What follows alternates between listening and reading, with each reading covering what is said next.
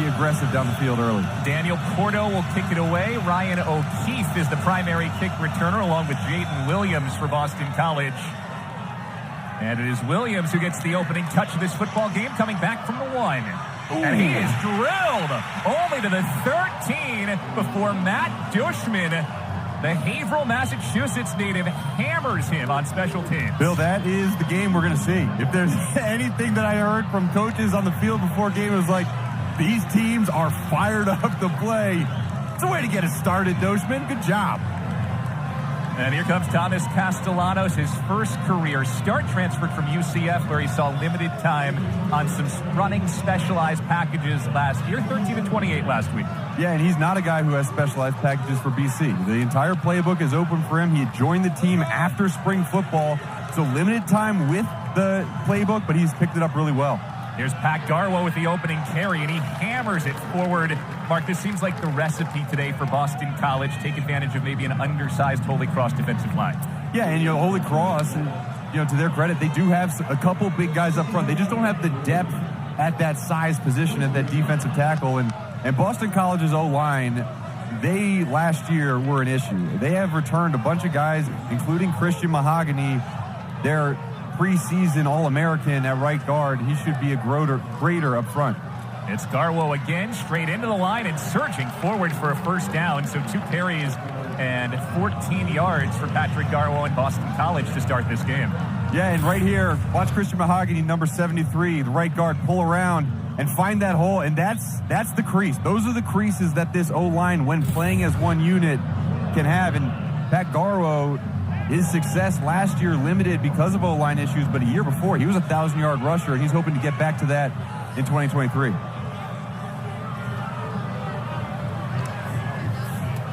First chance to throw for Castellanos, and he misses Ryan O'Keefe, who was open in the flat, 2nd and 10. There's a couple guys who transferred in from UCF.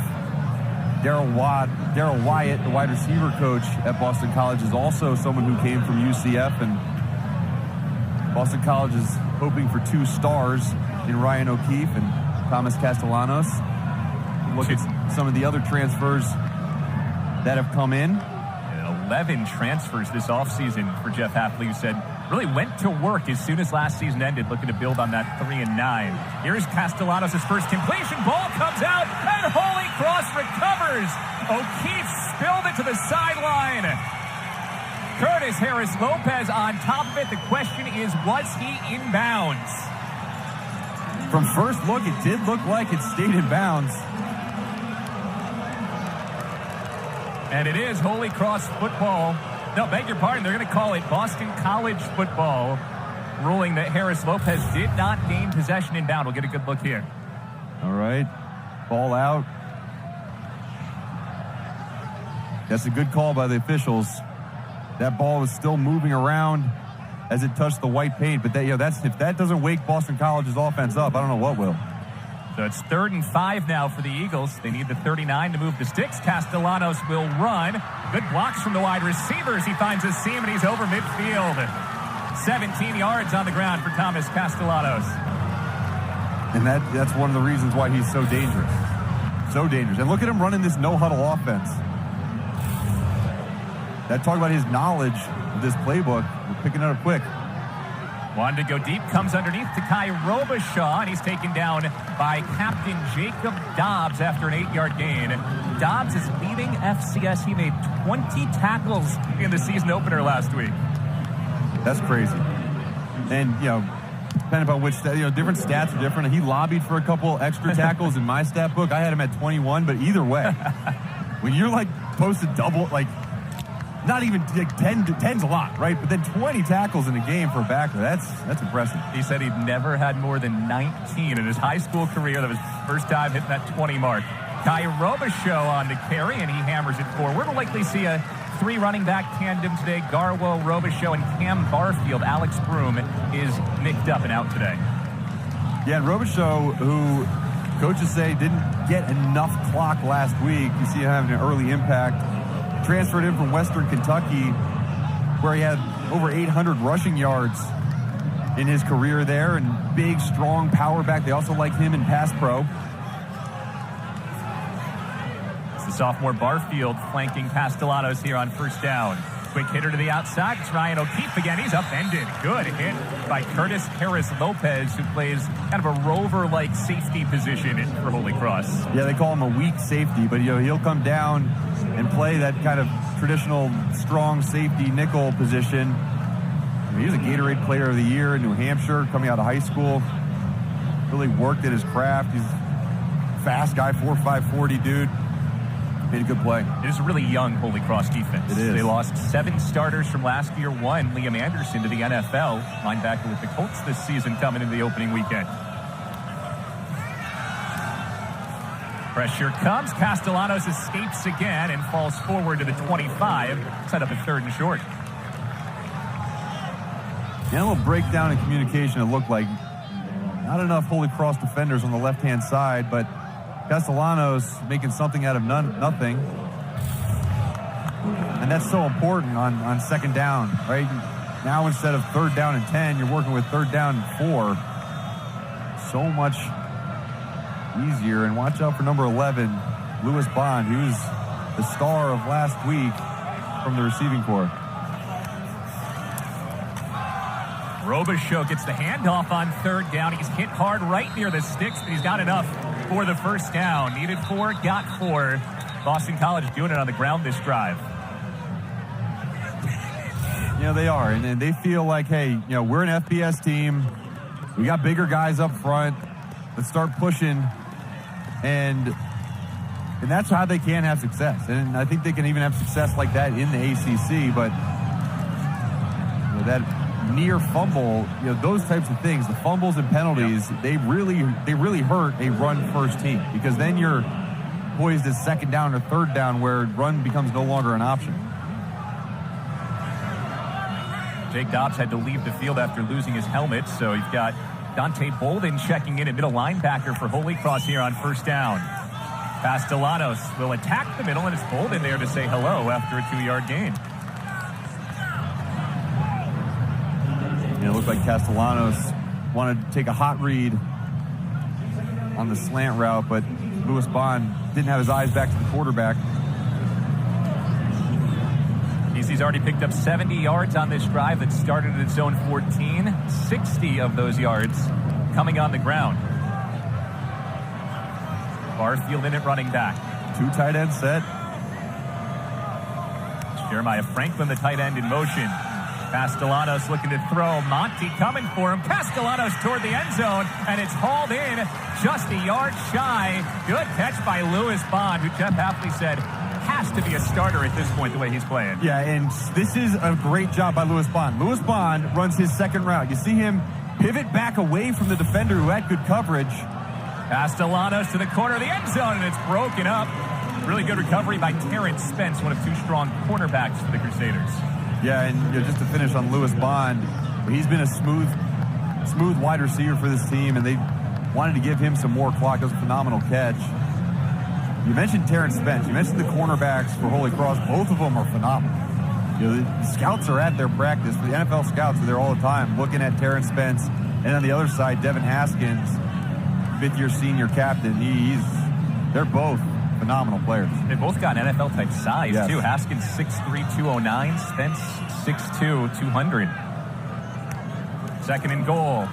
Robichaux dancing through the line and into the end zone. A power drive for Boston College to get him on the board first.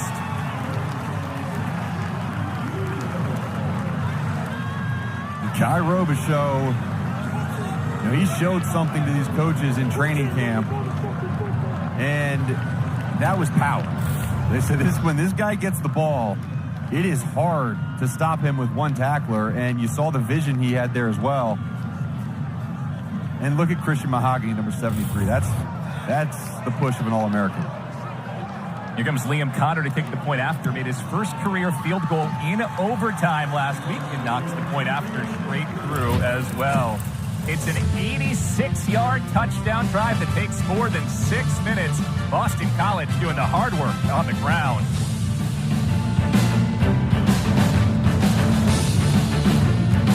I can never remember how to perfectly format my citations. Just click Get Citation, and you'll have a full citation ready to copy, always formatted perfectly. Perfect. I can even show I used Grammarly for paraphrasing. Use AI tools without compromising your integrity. Wow, that was fast. This thesis is solid. 94% of students say Grammarly helps improve their grades. Download Grammarly for free. Working within the church for racial unity is one of the most significant things that I was put on this earth to do. But it's difficult for a nonprofit to have the impact that you want when you're spending a lot of your time trying to figure out fundraising. With the help of the Thrivent member network, we were able to expand our organization's reach beyond my wildest dreams.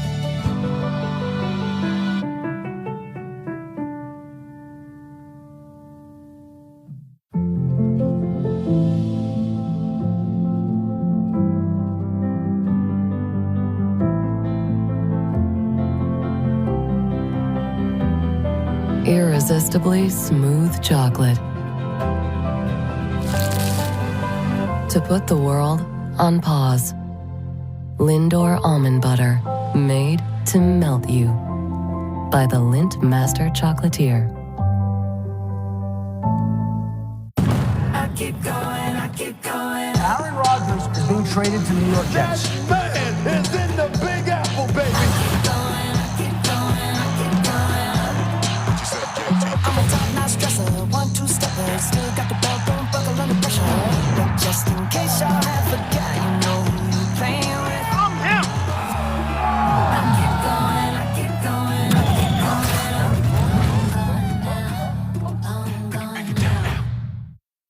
Businesses need 5G solutions today. That's why they choose T-Mobile for Business. MLB partners with T-Mobile to not only enhance the fan experience, but to advance how the game is played.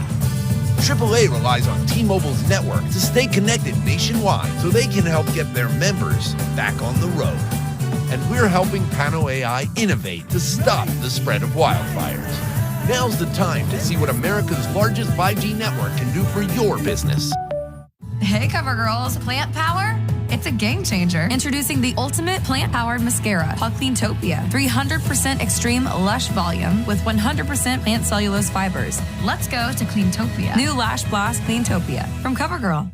Fresh cut, clean shave, pressed suit. The only part of the job interview you weren't prepared for? Finding out the job was too good to be true. You need to find job listings that won't lead to nowhere. I need Indeed. Indeed you do. When you create an Indeed account, you get a job search you can trust. Indeed seeks to identify and remove low-quality postings from its site, so you're more likely to find jobs that take you where you want to be. How are you? Wow, your office looks legit. Really strong start for Boston College. 14 plays, 86 yards, 54 of those coming on the ground. Kai Robichaux caps it off with a touchdown run. You know, Mark, Jeff Hafley told us during the week he actually liked a lot of what he saw on film from Boston College against Northern Illinois. Just those self-inflicted wounds, the 8 drops, the penalties. That's what cost them in the eventual loss. But he said the mood was good this week because the guys knew they should have won that game as well. Came out very focused on that first drive. Yeah, and, you know, to be completely honest, like, the mood is good because Jeff Hafley's mood is good, right? It all dictates off your leader and how your leader reacts to adversity. And you know, Jeff Hafley having that perspective of, hey, there is a lot of good things, even though you just listed off about 8 things that weren't very good. You know, that has affected on their team. Touchback, so Boston College defense will come out at the Holy Cross 25, brings the Holy Cross offense out. They have been so good under Bob Chesney, who took over in 2018. This is a team that was not very competitive in the early part of the 2010s. Now they're one of the best FBS teams in the country. Yeah, I mean, you know, he came in and we talked about, he had a plan, and he's accomplished that plan. And he's 3-time Patriot League Coach of the Year. He's had 71 all-conference selections in 6 years. That's ridiculous. I mean, you're averaging like 12 a year. Led by the All-American quarterback Matthew Sluka. The handoffs to Tyler Purdy, and there's plenty of space for the 5th year out of Chesterfield, Missouri. He gains 6 yards. So you'll see Purdy run, you'll see Fuller run, you'll also see Matt Sluka run. He led all FCS quarterbacks with those 1,234 rushing yards last year. It's a lot of rushing yards. I mean, those numbers, you feel like, okay, he has one or the other, right? But 26 passing touchdowns and 11 rushing touchdowns. They'll sling it out here to Purdy this time for a couple. Can't even do that math in terms of how many points, but that's a lot of points. 37 touchdowns. And he said he thinks he's a better passer this year. He's worked on throwing an advanceable ball, trying to take that next step and give his receivers a chance to make some plays. Yeah, and that's a mature comment, right? We talked to him about, hey, what are things you worked on this offseason? And that's the sign that you have a senior quarterback who understands how to get better. What can I do? It's not just make completions. It's let me put the ball in the right place to allow my receivers to make plays. First third down of this game. The Boston College defense struggled on third down last week. And we've got movement and a flag. So from third to short, it'll be third and longer now for the Crusaders.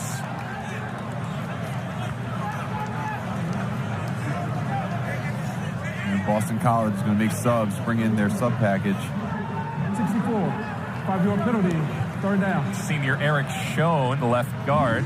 Referee Marcus Woods leads this ACC crew today. All of a sudden, you're looking at 3rd and 8. Eric Schoen, love neck rolls. I'm always going to give props to neck rolls. They're good for you. Always makes you look cooler.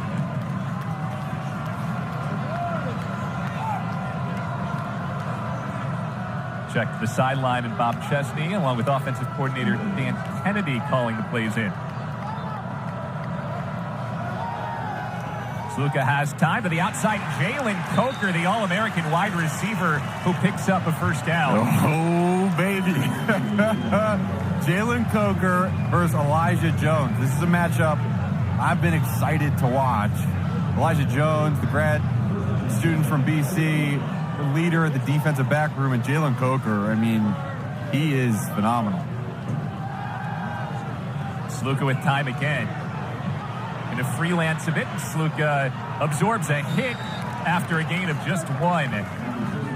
And if you're just going back to Jalen Coker, I mean, you know, when we talked to Bob Chesney about the scouts, right, about coming to practice, he said, you know, they're here for other guys, but Jalen Coker, he's an NFL guy. He's 6'3", 215 pounds, and you just saw him run the out route with precision. His coach, Rich Gunnell, was a wide receiver at Boston College back in the day. Here, knows this field very well. Knows scoring touchdowns on this field well. Matthew Sluka said, I throw it up to Jalen Coker. I expect he's coming down with it every single time. He's great at those contested catches. Here comes some pressure on Sluka. Gets away with it, has some space, and Matthew Sluka gains a first down.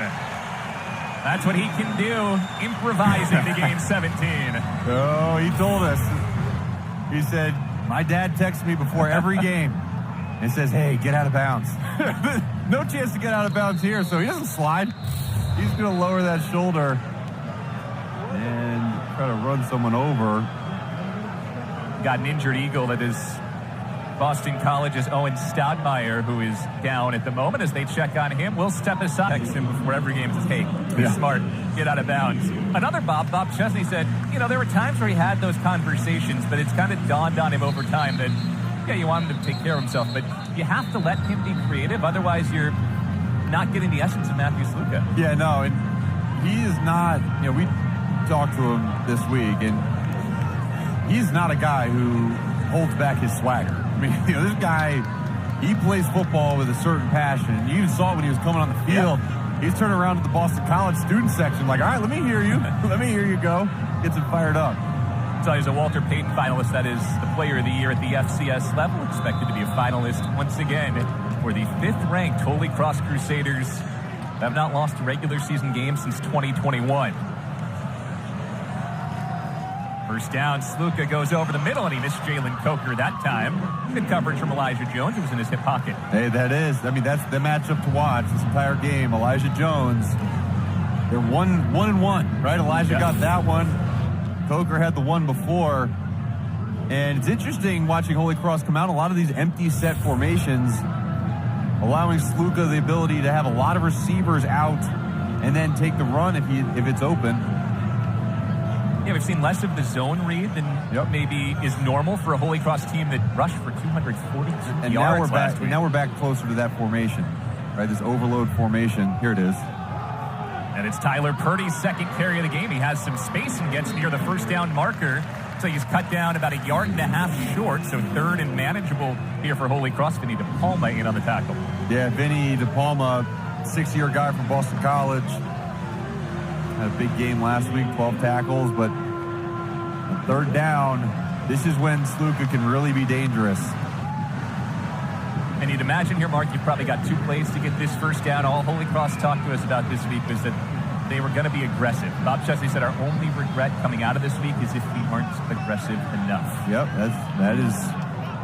those are his words. Here we go. Let's see what he does. On 3rd and 1. It's an end around to Quentin Gregory, and he's going nowhere. Vinny DePalma and Cam Arnold snuffed that one out. Yeah, this is the decision, right? You talked about the aggressiveness. Not only did you not pick up that first down, watch Vinny DePalma, 42 on the right-hand side. Great awareness, good tackle. But this is the decision. Okay, you went backwards on 3rd down. What am I going to do? Am I going to keep my guys out there? This is in that kind of no man's land of the field. Big opportunity for Boston College to get a stop. From 3rd and 1 to 4th and 3, and the offense stays on the field. It's an option. Sluka keeps it. He surges forward and picks up the first down, gaining 4. Well, the anticipated run with the 3 tight ends in the game. And Matt Sluka just a good job of playing John Pupil, number 35. Really impressive kid right there. Jordan Fuller comes back into the game at running back. He's the FCS reigning offensive player of the week. He scored 5 touchdowns last week and gains a big chunk on his first carry of the day. He's the bruiser. You'll feel him when you tackle Jordan Fuller. Yeah, you'll feel him, and they didn't have to start feeling him until about 6 yards downfield. That offensive line for Holy Cross, they moved those maroon jerseys out of the way. Good job on the run game. Fuller was the goal line back the past couple of years, scored 13 touchdowns last season. Pete Oliver was a great running back for 4 years at Holy Cross, graduated, so Fuller taking on a much more well-rounded I think he'll probably have more than 13 as he scored 5 in week 1. It's more than a third of the way there already. Pocket breaks down on Sluka. He tucks it. It's a good block out in front by his tight end, Sean Morris. There's a flag down in the backfield. Sluka did have first down yardage.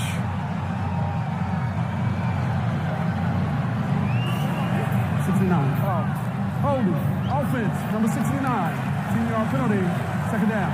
It's the right guard, C.J. Anthony, is a 5th year on the line. All 5 starters for Holy Cross have been there for at least 4 seasons. I don't know if you heard that, but Eric Schoen, number 64, was walking by the official and asked who was that on? Because he just was making sure it wasn't on him, right? That's how offensive linemen operate, right? You never hear that, but they're like, oh man, it wasn't on me. Good. Because every play, offensive linemen do a little bit of grabbing. Yeah. That's kind of how they operate. The backs up Holy Cross to his 2nd and 12. The 9th play of this drive. Nothing explosive yet, but slow progression down the field for the Crusaders. Sluka looking to pass. He runs. Broke contained. Matthew Sluka, first down and more into the red zone, down to the 17. He gains 20.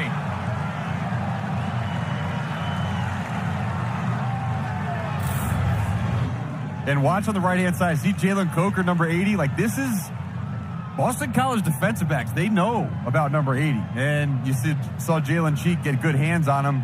Very good play by Sluka to get out of it. But, you know, this is that battle. There is a target on Jalen Coker because of how good he is. He stands out in film. These DBs know it.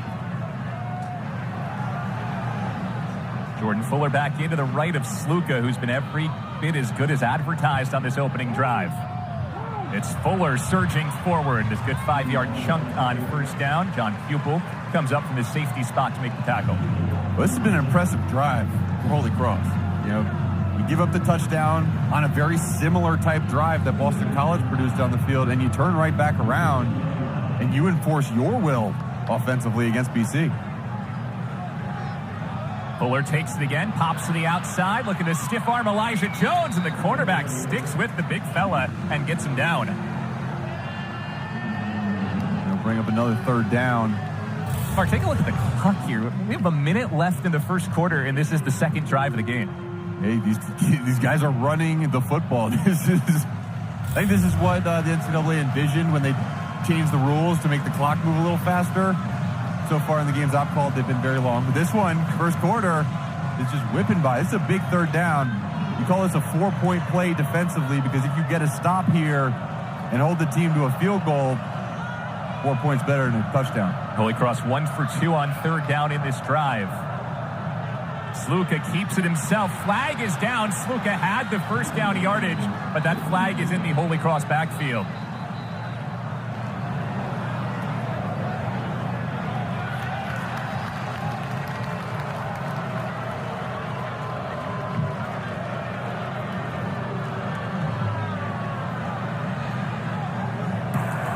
Holding.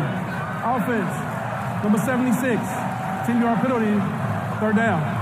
Pat McMurtry, the right tackle, third different offensive lineman to be tagged with a penalty on this drive. Yeah, you see 76 with the piggyback. That's pretty clear. Holy Cross can get a first down here at the 6. It is 3rd and 13.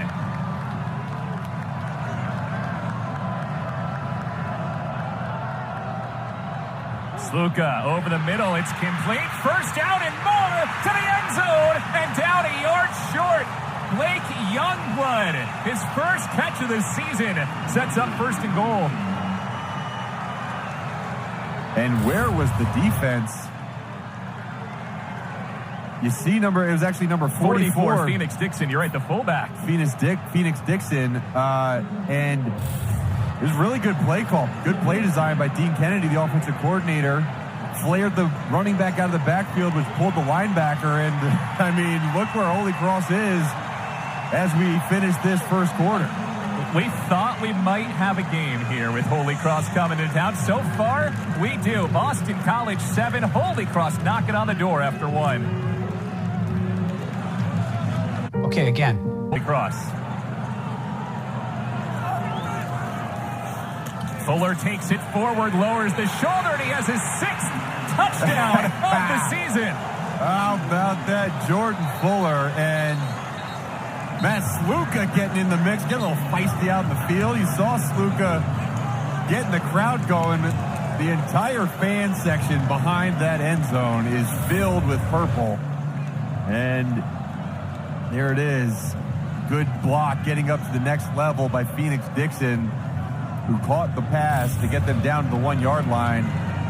And Jordan Fuller bangs it in. So Luis Palenzuela on to kick the point after. We're into the second quarter. 1 drive apiece. 14-play drive to open for Boston College. A 15-play drive to answer for Holy Cross. And we're right back where we started. A tie game at 7-7. Holy Cross uses nearly 9 minutes of game clock. Pounded it out on the ground to tie things up. So it's 7-7. Bob Chesney's group from Worcester hanging in against the Boston College Eagles out of the ACC. Holy Cross has beaten FBS teams each of the last 2 years. Beat Buffalo last season, beat UConn the season before. Daniel Porto to kick it away. Ryan O'Keefe for the return from the 3. And O'Keefe only as far as the 18. Good kick coverage so far from the Crusaders today. Tonight we have 3 more games for you on ACC Network at 5:15 Eastern. It's 17th ranked North Carolina against Appalachian State and Chapel Hill. At 6 Eastern on ACC Network Extra, Lafayette is at Duke, fresh off the Blue Devils' Monday night win versus Clemson. And in the nightcap on ACC Network, number 4 Florida State hosts Southern Miss at 8:30 Eastern. Every game also available on the ESPN app. 45. Half the distance to the goal. First down. So that is a late hit against Boston College. Joe Mariano, the linebacker, and that'll back BC up to the 9. See him at the bottom of your screen. He's working on number 54. And, that's unless there's something else. that was, I saw you see him pleading his case to Hafley. Hafley's going to look back at that one and be like, yeah, I don't know. Well, hello, Thomas Castellanos, the BC offense. Been a while. Yeah. Haven't seen you since the opening 6 minutes of the first quarter. The Eagles marched down the field on 14 plays to score on drive one. Kai Robichaux scored the opening touchdown, gets the carry, and gains that solid chunk of about 5 yards on first down. First downs are going to be so important for both these teams. You talk about a successful rushing play on offense. It's 4 yards on that first down, and Boston College has been hitting that so far today. So has Holy Cross, though. They've been able to hit on that 4 yards at least on first down. Sets up really nicely when you do get to third down. And if you're just joining us, Thomas Castellanos making his first start at Boston College. Emmett Moorhead started last week. Castellanos on the designed run, bottled up a yard shy of the sticks to set up 3rd and 1. Damon Donalds, the junior defensive tackle, got him to the turf. Yeah, you saw a little bit of a kind of a new play, a new wrinkle in Boston College offense. And, there's not a full new package for Castellanos, but that kind of that read zone with the quarterback, read option, really, that's not something we saw a lot with Emmett Moorhead or with Phil Jacoby. That's going to be kind of unique to Castellanos and his skill set. The offensive coordinator, Steve Shimko, said both quarterbacks can run the whole offense, but there's different parts of the offense that suit different quarterbacks, respectively. Eagles do move the chains on a 3-yard gain for Kai Robichaux. Boston College converted all 3 third downs so far. Yeah, and they haven't been hurt with the penalties, right? I think that's big. It was a big issue last week in terms of nullifying a lot of the drives. They've been good, especially with the snap. No false starts, no holdings. Going to go empty here for Thomas Castellanos.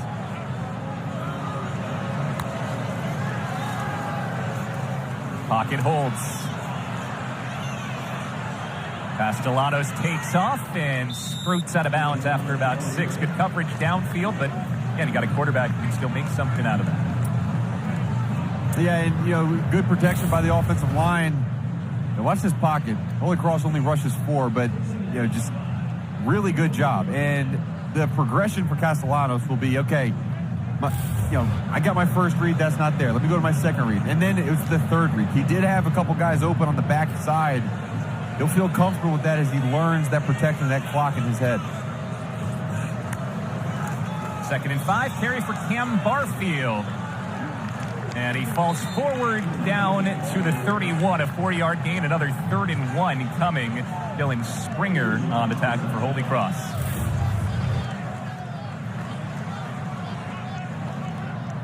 Mark, Jeff Hafley told us we liked how we ran the ball last week. Just we're in situations where they didn't get to run it anywhere near as much as they'd like. This is much more the way the Eagles want to play offense. Oh, absolutely. And, they only possessed the ball for about 20 minutes. NIU held it for 37 minutes in the day, so not a lot of opportunities to run. Another 3rd and 1. Robichaux makes the first man miss and gains the first down. Ooh. He is carrying Jake Dobbs with him all the way to the 44. He took Dobbs on an 8-yard bender. Hey. That's a pretty solid run at the end there by Robichaux. Let's take a look at this again. 3 Holy Cross defenders on him, and all of them knocked off. Look behind him too, right? That's number 17, Jeremiah Franklin, the young tight end, helping push that running back. Whenever you run the ball, it's not about the running back. It's about whoever's blocking to help him out. Good job by Jeremiah Franklin. More than 6 yards of pop so far for Robichaux today. Now Castellanos wants to throw as all day again. It's broken up. Really quick feet from Curtis Harris-Lopez coming over the top of Ryan O'Keefe. Yeah, good job by the safety. Another big play for him. And you'd love to see Ryan O'Keefe come back to the football. Anytime you have a defensive back that can make that play from behind you as a wide receiver, it means you're not really working back as well. See, right here, go attack that football as a receiver. Don't let it come to you. Put your foot in the ground, go attack it.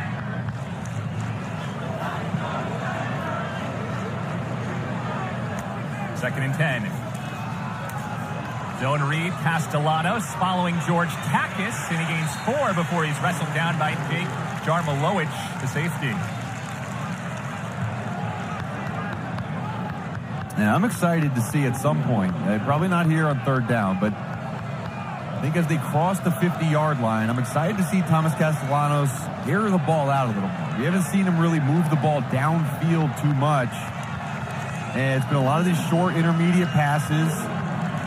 Here's an opportunity with the third and medium. Look to that bottom side of the field and that route combination between those two receivers. 3rd and 6. On the ground to Robichaux, and he stopped a yard short. Sets up 4th and 1. You'd imagine Jeff Hafley's going to keep the offense on the field here. Yep. Situationally where they are on the field and with their success running the football, Boston College goes big, bringing an extra offensive lineman and another tight end. Big play early in this game, 4th and 1 for Boston College. Robichaux charges forward. That extra surge is enough. Put the shoulder into Jacob Dobbs and gain 2 yards. First down, Boston College. Yeah, you mentioned last week Boston College was not great on 3rd down. They did, however, convert 2 for 2 on 4th down. Another conversion here. Doing almost all the work on the ground so far today, Mark. 100 rushing yards, just 34 passing yards for the Eagles on these opening 2 drives. Castellanos wants to take a shot. He's going deep. Oh, that's pass interference. And here comes the flag. Jaden Williams got pulled down from behind by Terrence Spence. That'll be a pass interference call on Spence.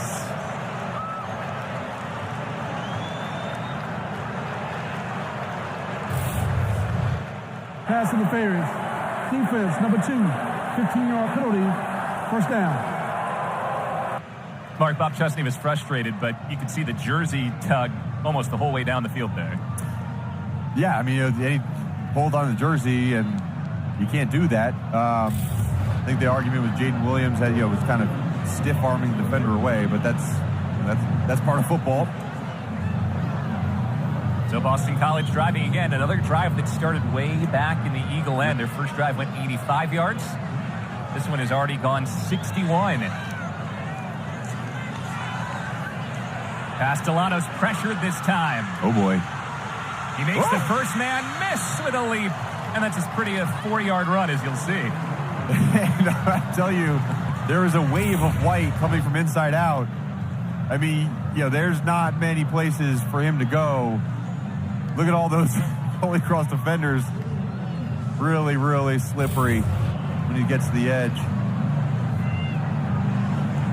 And that's just that element. We asked Jeff Hafley, what did you see in camp and how early did you know Thomas Castellanos had to get snaps? And he said, practice number 1. They already knew he had to be part of it.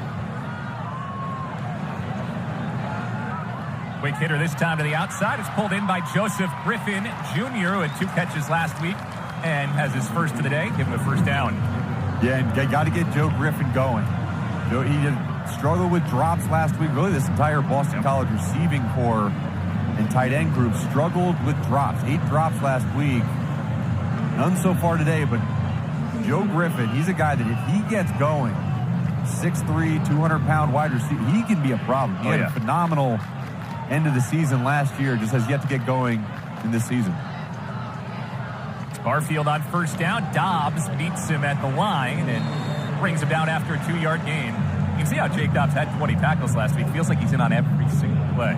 Yeah, and as a middle linebacker, if a team is going to run the ball this much, you should have 20 tackles. Really good job of playing backside and coming downhill, filling the gap by Jacob Dobbs. He's a 4-year captain. He was named the captain after his true freshman season. This is his 5th year at Holy Cross.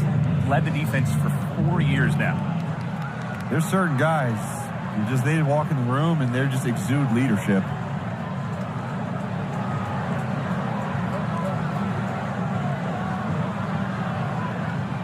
Wide receiver O'Keefe in the backfield. He takes it from Castellanos, turns forward with a head of steam, bounces off a tackle. He's into the end zone. Touchdown, Boston College, and Ryan O'Keefe. Ryan O'Keefe. Tell you what, by looking at him, he's not the biggest guy. 5'10", 175 pounds, but you see his toughness. Holy Cross had him dead to rights, and just a great job of slipping out of that tackle and finding the end zone. His speed is notorious. He got around that edge, he was gone. That was the UCF to UCF connection there in the backfield. 2 UCF transfers. O'Keefe finishes it off from 14 yards out. Liam Connor tacks on the point after. Boston College goes 91 hard-earned yards. Have on your lives. He was basically a father for me up here in Boston when my biological dad was back in Philadelphia, and I leaned on him a lot and his family and got to catch up with them before the game. We miss Coach, and we love him. And Sean Duggan, the D coordinator, he played for him too. He said he encourages him to be a coach. Only fitting he's honored here in this Holy Cross Boston College game, the two schools that maybe meant the most to him in his playing career and coaching careers. We see Matthew Sluka scamper for a first down to start Holy Cross's second drive of the game. There's 6:45 left in the first half. This is the second time the Crusaders have had the football. And it's funny, I can hear Bill McGovern yelling at me for letting the quarterback scramble. Don't let him out of the pocket. Sluka's been having a heck of a game running the football already. 60 yards on the ground. Tyler Purdy takes this handoff and powers through the center of that Eagle D for 5 yards. From a Boston College perspective, are you at all concerned that those chunks are there today against Holy Cross? Yeah, I mean, absolutely. With first down, we mentioned the goal, right? Hold a team 3.5 yards or under on defense, and it just gets very hard to get teams off the field when you give up 5 or 6 yards on first down. And this is a defense that, talking to Jeff Hafley in the offseason, said, hey, we need to shore up the middle of our defense. We can't give up big runs and big passes over the middle, and we've seen these runs. Sluka with a quick hitter to the outside. It's brought in for a Holy Cross first down. Justin Shorter, the junior out of New Jersey, moves the sticks. Yeah, right there is a good shot of Sean Duggan, the defensive coordinator. I was talking to him before the game about Bill McGovern, and he goes, it's wild. I see myself up in front of that same meeting room that Bill coached me in, and we all have losses, and Bill McGovern is very fondly remembered at the Heights and at Holy Cross. Holy Cross back in Boston College territory. Sluka off play action. Looking back deep down the field for Jalen Coker, and he couldn't bring it in. Sluka had him for maybe a touchdown, underthrew it, and it's second down. You see, good job of moving the safety over, and that's just an unfortunate drop for Holy Cross. Saw Cole Batson, number 23, get moved off his spot by Sluka.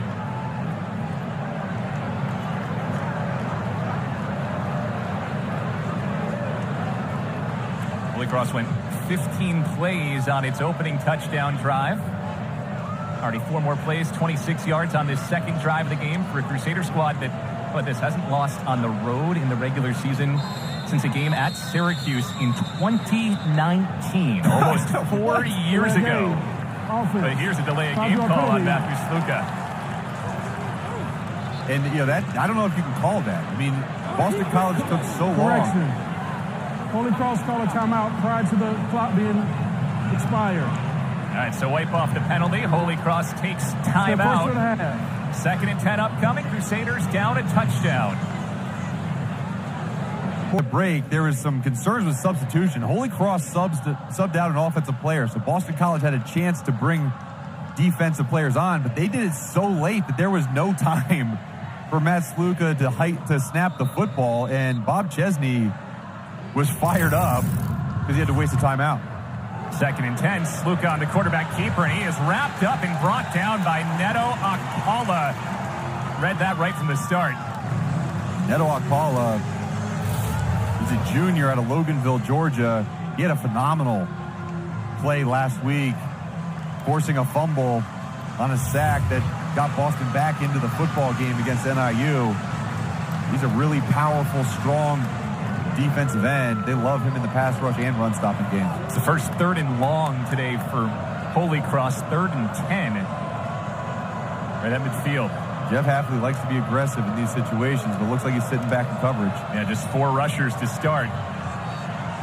Sluka still has to escape. Not a lot of space, and Shita Salah brings him down after a gain of just 1. They have our first punt of this game with about 4 minutes to go before halftime. Good job by Boston College on the defensive side.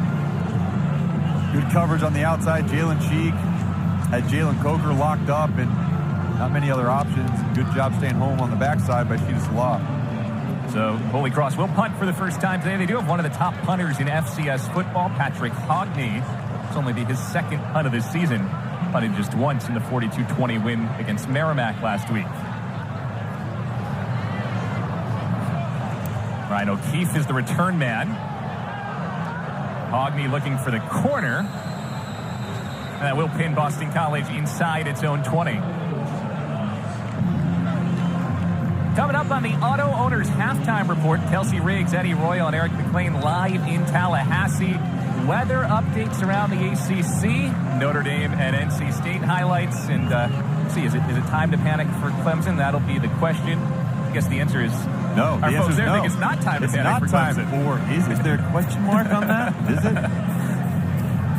Ball officially spotted right at the 20-yard line. So Boston College, this is actually their best field position of this game. They went 85 yards on their first drive, 91 on their second.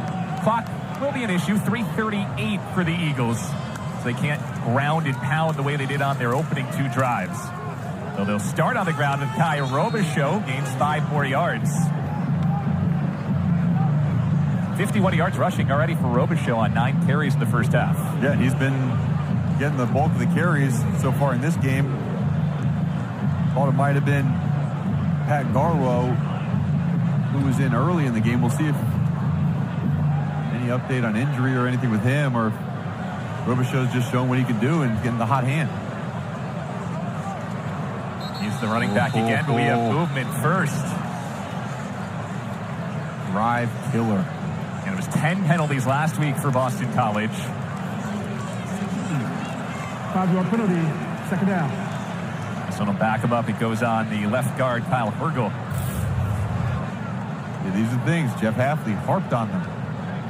It's just a focus penalty, right? Focus on the snap count.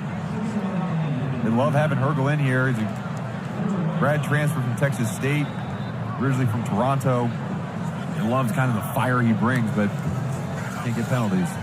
Pressure coming. Castellanos slings it out to Ryan O'Keefe, who was once again lined up in the backfield, and he makes 16 yards out of that. So the Eagles liking this new look set with O'Keefe basically playing running back. Yeah, and you see the speed and his receiving ability kind of adds that extra dimension.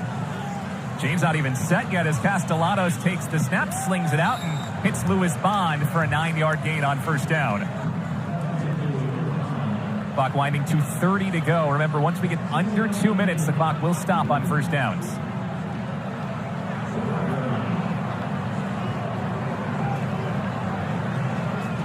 It's an important drive for Castellanos.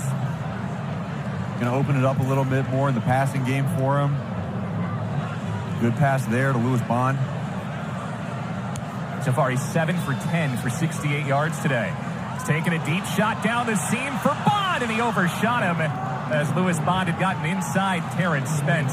Yeah, and that's a miss by the quarterback, and I think he knows it. Lewis Bond, he was open. Just put it out a little bit farther in front of him. And maybe you can run underneath it. But I like that play call. Anytime you have 2nd and 2 or 2nd and 1, I am calling a shot. Because you already did all the work. Right now, if it gets 3rd and 1, all right, we'll get 3rd and 1. But you want to try to take shots on that 2nd and short. 3rd and 1. Robichaux takes it again, drops the shoulder and gains 2. First down, Boston College, and the clock will stop at least for a bit with 1:57 to go before halftime. Eagles still have all 3 timeouts to work with as well.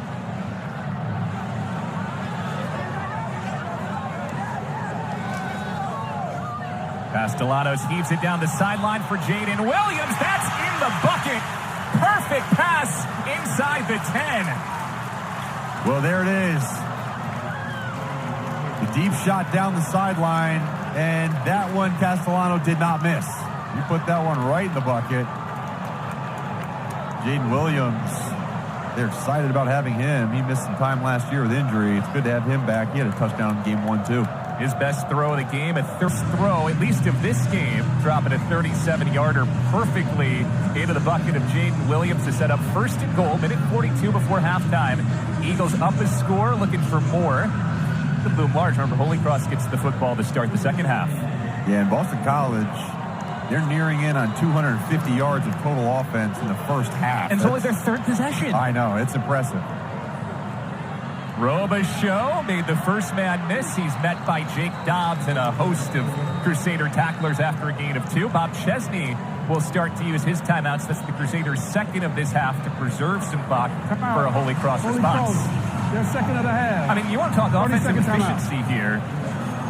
Boston College had 3 possessions. First one, 14 plays, 85 yards. Yep. Second one, 14 plays, 91 yards. This drive, they had great field position. They started at their own 20. Yeah, right. And now they've gone 7 plays and 78 more yards. Yep, yeah, they have been moving the ball for that, and that is for sure. And we mentioned that false start by Kyle Hergel. It was really good to see Boston College overcome that penalty, right? Because penalties do happen, right? You're not going to be perfect, but to be able to say, okay, we're not going to let that penalty hurt our drive was impressive. And when you look at it right now, 115 yards through the air. Castellanos is 8 for 12, completing 67% of his passes, and 132 yards on the ground, led by Robichaux. Robichaux has a rushing touchdown, so too does Ryan O'Keefe. It's Robichaux in the backfield with Castellanos on second and goal. Robichaux takes it again. Dobbs trying to hold him up. Frankie Monty's there, and Jake Jarmalowicz finishes it off from the safety spot. Gain of just 1. It is third and goal. Yeah. Come out. Holy Cross, their third and final of the half. 30 seconds. Good fit by Devin Haskins, the captain at corner, number 4. And it's interesting what a second down stop on the goal line does, right? Yep. For a defense, it gives hope. It's like, all right, we can do it. Let's get one more stop. And offensively, you start to be like, okay, this needs to be our play. Like, the play you call right now, this is the 2-point play you have in for the game. This is whatever it is that's going to get you these 2 yards. You use that now, whatever the best play is. All right, put your play calling cap on here. Are you keeping it on the ground? Are you trying to maybe get Castellanos moving out of the pocket where it could be a run-pass type option here? What are you thinking? Yeah, I'm not doing run-pass. I think I'm going to do a read option with Castellanos. Have the give option to Robichaux. Castellanos can follow him in if he needs. He'll fake it. Castellanos on the bootleg to the end zone. George Takis is there. Touchdown, Boston College. All right, well, good thing I'm not calling plays. Good bootleg call. George Takis. We mentioned guys to get involved early in the game. Takis had a couple drops. Last week, a big drop that deflected off his hands that led to an interception in the fourth quarter. And to see him pull this one in for a touchdown, that's going to be big for BC. George Takis can be a weapon at 6'6", 255 pounds. They just need to get him some confidence. And Liam Connor sends it right through. Boston College goes 80 yards on 9 plays in 2 minutes, 15 seconds to go up a pair of touchdowns. Thomas Castellanos has his 3rd passing touchdown in really about a full game of football now, if you take what he played week 1 with this first half of week 2. Yep, and he's a guy that when he has some success and he takes that helmet off, you see that smile, he comes to the sideline, you can see it's infectious. I mean, the rest of his teammates, whether you're on defense or offense, you watch a guy like that who plays with that type of confidence and that type of swagger, you elevate the players around you. And I mean, this has been an almost flawless showing for Boston College offensively in this first half. 3 drives, 3 scores, all 3 drives going at least 80 yards. So be just Holy Cross's 3rd offensive possession of the game. They scored on the first drive, a 15-play drive. Picked up a first down on their 2nd drive before being forced to punt near midfield. Out of timeouts. So it'll need to be a quick possession for Holy Cross here before halftime.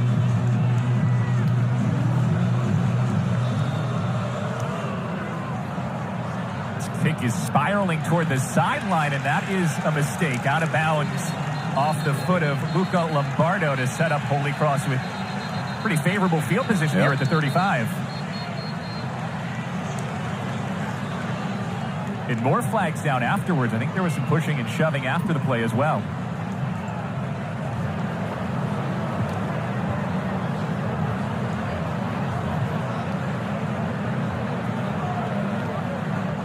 The official crew right there. They were on the Mark Herzlich plan this week. Game Thursday night in Louisville and here in Boston on Saturday. Fouls on the play, both by the kicking team. Free kick out of bounds. Kicking team number 99. That penalty moves the ball to the 35-yard line. After the play, personal foul, unnecessary roughness. Kicking team number 9. That 15-yard penalty is enforced also. First down, Holy Cross. You want to talk about self-inflicted wounds. You just go up 2 scores. You have all the momentum, a kick out of bounds, and the personal foul. Holy Cross is starting at midfield. Yeah, let's see if we can figure out. There's number 7. It's the face mask grab at the end. The little bump with the shoulder, I don't know if that's going to do it, but you can't grab someone's face mask and throw the guy to the ground. Shiona Hala picks up the penalty call there. Backup linebacker. So all of a sudden, Holy Cross starts at midfield with an opportunity here to get right back into this game. They have the opening possession of the second half as well. Yep. You mentioned these officials. Called a game at Louisville. They were on the staff. Game clock operator, please reset the game clock to 1:28. They're at the game, and I got on the airplane on the way home. And thank you. They're on the airplane with us on the way to Boston. Now, big possession coming up here. Will Boston College have a little breathing room before the half, or is Holy Cross going to keep the heat on? Matthew Sluka at quarterback. Looking for Purdy on the wheel route, and that was well covered by Cam Arnold, who never gave him any space. There is a flag down on the near sideline. Good protection for Holy Cross's offensive line, giving Sluka some extra time.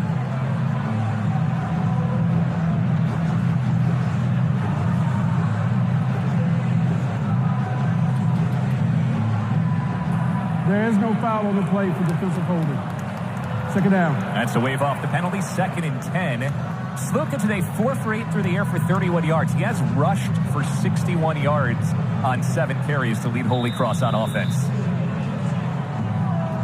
Eagles, for the most part, though, have been able to contain Jalen Coker, the talented wideout for Holy Cross over this opening half.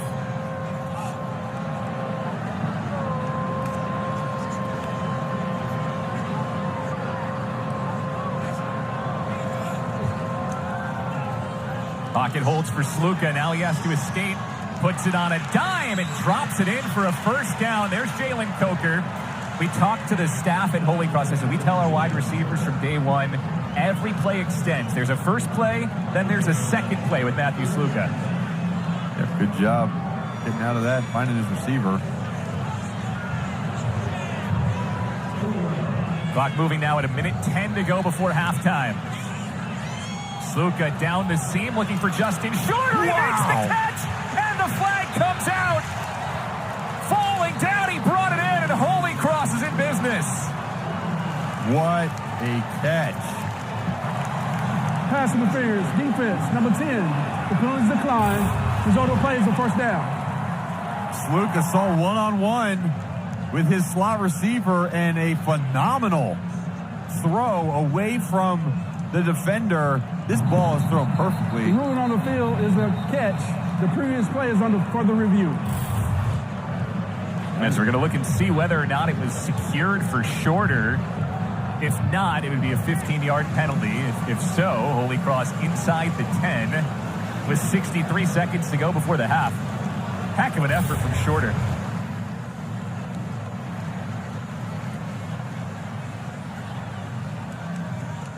Yeah, nothing to me shows the ball hitting the ground there. Elbow, looks like the ball is, ball looks secure to me. Keith Roden is our replay official today, part of this ACC crew.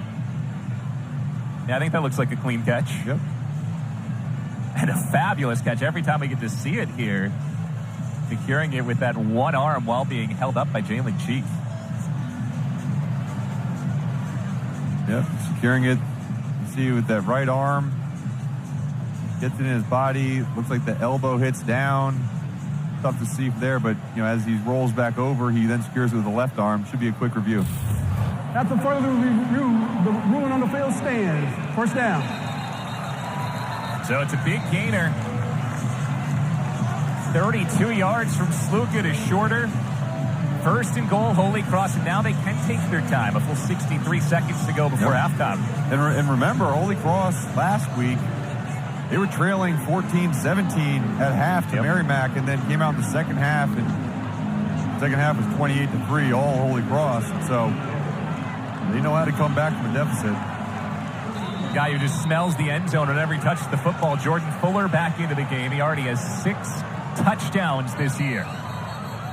And Jeff Hafley will use one of his timeouts after taking a look at the Holy Cross setup. Boston College still have one more timeout to use. 30-second timeout. Tonight after Southern Miss and Florida State on ACC Network, the ACC Huddle crew will have a complete wrap-up of our game and the whole day. Highlights, analysis, interviews with players and coaches. They'll have you covered. And live from Tallahassee, where Florida State's back in action. How good did the Seminoles look in that win over LSU last week? They looked really, really good. A lot of teams in this ACC that had some impressive showings. And how about UNC defensively getting on that sack train? Duke, obviously, with a huge win over Clemson. And were you more impressed by Duke or more concerned about what you saw from Clemson on Monday night? I was impressed by Duke. I saw them come out. I knew Riley Leonard was going to have a big year. He did not disappoint. I thought the defense for Duke really played at an elevated level. And the way they were able to be disruptive in Clemson's backfield, I think that to me was probably the most impressive. Yeah. All right, 56 seconds to go before halftime. Boston College has 1 timeout left. Holy Cross has used all of its timeouts. Crusaders have it first and goal from the 7. Senior Matthew Sluka leading this multi-prone attack. Jordan Fuller flanking him at running back.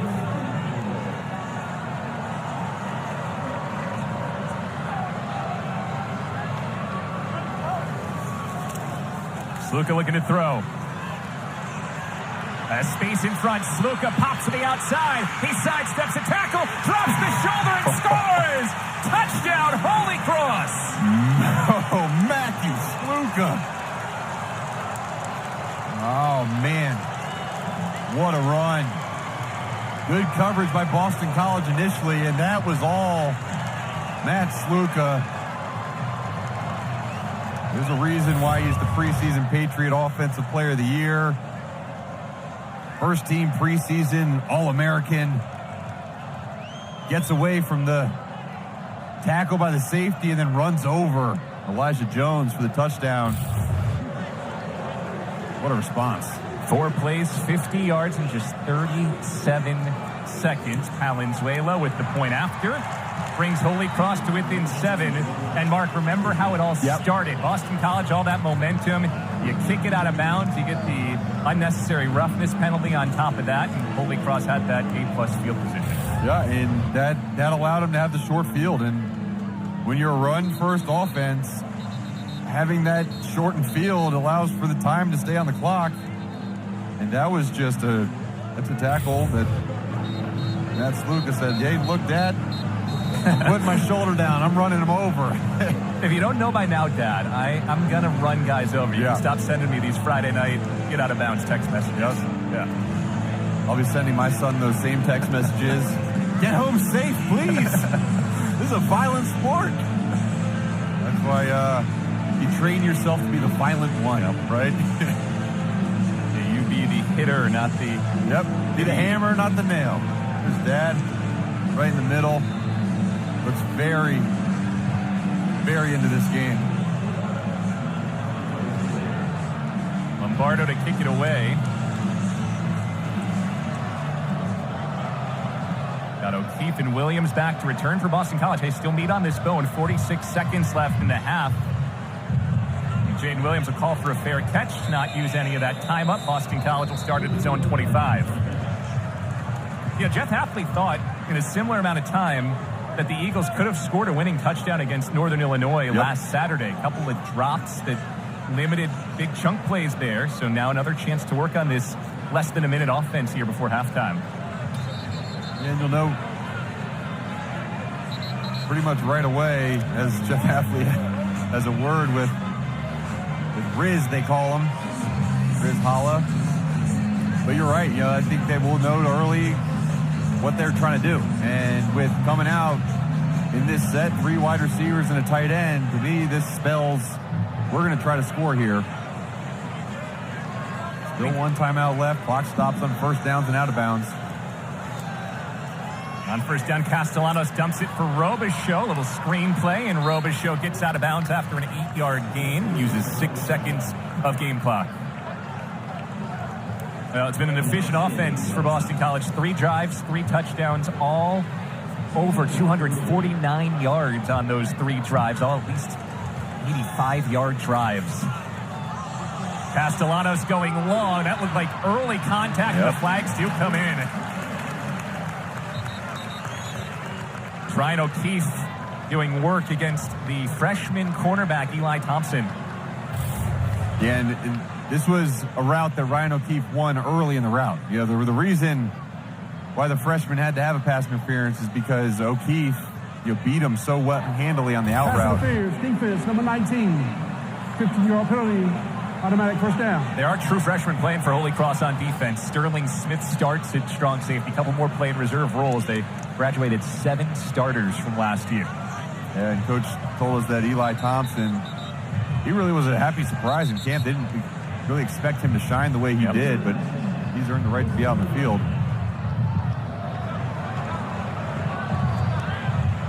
So still plenty of time here for the Eagles. 35 seconds to go before halftime. Ball approaching midfield.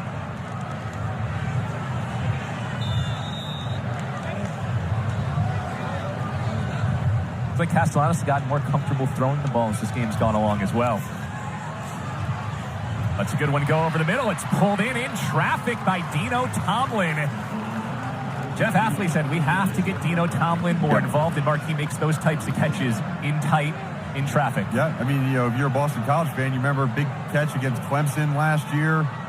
There's NC State. I mean, he's a guy they need to get on the field more. Castellanos for the end zone. Griffin cannot bring it in. The ball pops out. There is a flag by the goal line.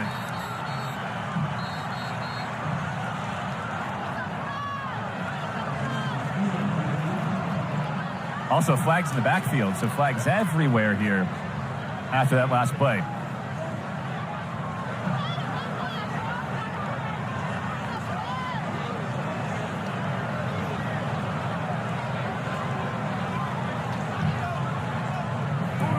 There are 2 fouls on the play, both by the defense. Pass interference, defense, number 4. That penalty is declined. Personal foul, roughing the passer, defense, number 91. 15-yard penalty, automatic first down. Dylan Springer on the roughing the passer. Yeah, that's too late. Pass interference, you see a little bit more on the hand, but yep. Baby. I think he thought that it had been caught, obviously, but it was a perfect pass again from Castellanos, right where you want it to be. It was. No, yeah. But like you talk about emotion, like that's a quarter. He playing with some swag. He's talking some smack after the play. And Jeff Hafley, you talking with him about how fun it looks like Thomas Castellanos having. He goes, "That's the way the game's supposed to be played." It is. Back to the end zone and Takis, and it's broken up. Tight coverage. Curtis Harris-Lopez has had an outstanding first half. That was a phenomenal play defensively. You're outmatched in size, 6 foot to 6'6", and just a really good job of keeping good body position on your assignment. Talked about Harris-Lopez. He's probably one of the strongest guys on the team. Squats like 600, 500 pounds, benches 400 pounds. Yeah, they say he's right in there with the offensive linemen oftentimes when they're lifting. 12 seconds left before halftime, so maybe 1 to 2 more shots at the end zone for the Eagles here. Castellanos flush this time. He takes off, gets out of bounds after a gain of 1. Devin Haskins knocked him out. Now just 6 seconds to work with. You have your timeout. Do you have enough confidence in a young quarterback to know the clock here and take one more chance at the end zone. Yeah, you really got to be quick with it, though, right? You got to, they're bringing the field goal team. I was about to say 6 seconds is really that line where, hey, we have to just either, throw it up right away for a jump ball in the corner of the end zone, or we're going to send our field goal kicker out. Connor made his first career field goal from 39 yards in overtime last week. This one's from 37 yards. And he has been true blue since the start of camp. Liam Connor right down the middle reestablishes a 2-score lead for the Eagles with a second left before halftime.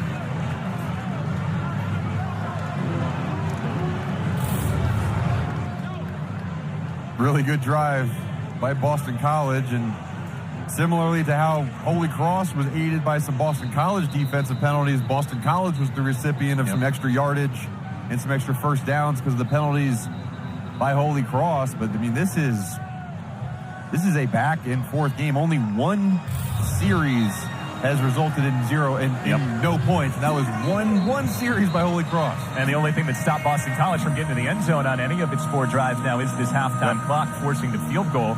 You got to feel very good if you're Jeff Hafley about what Liam Connor's done at the kicking game. You had the kicking issues last year. He said he realized as Connor was out there in overtime against Northern Illinois, he's kicking his first career field goal coming right in overtime, but did not look like he was fazed by the pressure at all. I'll tell you what, if he didn't have confidence in him, he would absolutely 100% know. Yeah. This is his first ever kick, but that's what, instilled that confidence in his head coach. And it's interesting, right? Boston College chose to receive the football to start the game, and I think coaches are still trying to figure out how the new clock rules will affect the amount of possessions you have. Boston College stole one. That's the punter Candati who goes with the onside squibber here to close out the half. Time's expired. Doesn't really matter who is on top of this ball at midfield. We're headed to the locker room with Boston College up 24-14. Football to Holy Cross on the other side. This kickoff went out of bounds. That's part of the reason Holy Cross had great field position.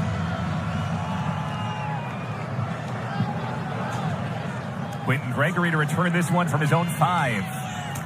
And Gregory's hit hard at the 20 and down to the 21. That was Owen McGowan, one of the reserve linebackers with the hard stick there. Now I've got an injured Eagle down.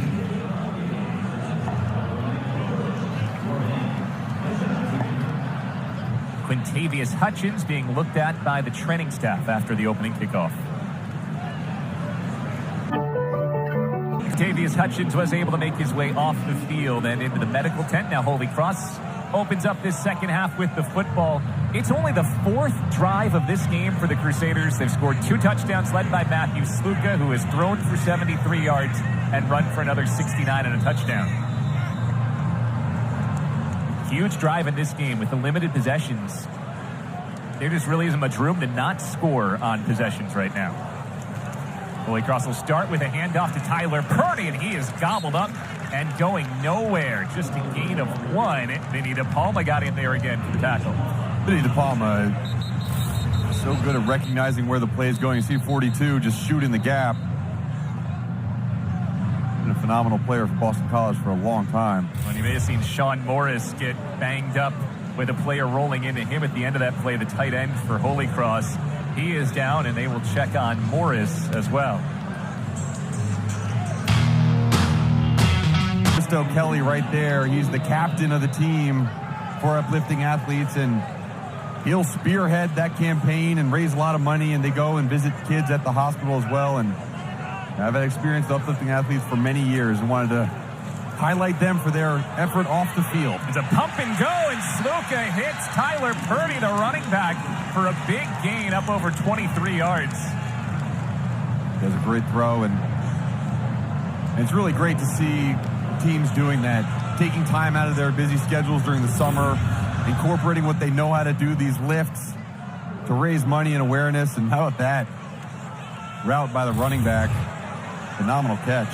Holy Cross raised over $8,000 this year with their Lift for Life. That's great. Late substitutions again from Boston College, but Holy Cross does have 2 seconds left on the play clock here. Sluka gives it to Jordan Fuller. He's got a seam. Fuller down the sideline. Only John Pupil in front of him. Fuller shoves him through, and he's down to the 12. Well, there's a big chunk play. We've been talking during half and say, hey, we haven't seen a whole lot of Jordan Fuller. Well, here he goes. Only 5 carries for 17 yards before this one. Really good lead block by Jacob Peterson. And you see what makes Jordan Fuller so dangerous. We mentioned last week had just a ridiculous game with 13 carries for 120 yards and 4 touchdowns on the ground. That was a big one. Picks up 45 yards on this carry. First and goal from the 10. Go right back to Fuller. This time the Eagles ready for him, and he is smothered down by the nose tackle Cam Horsley, big 6'3", 315-pound senior.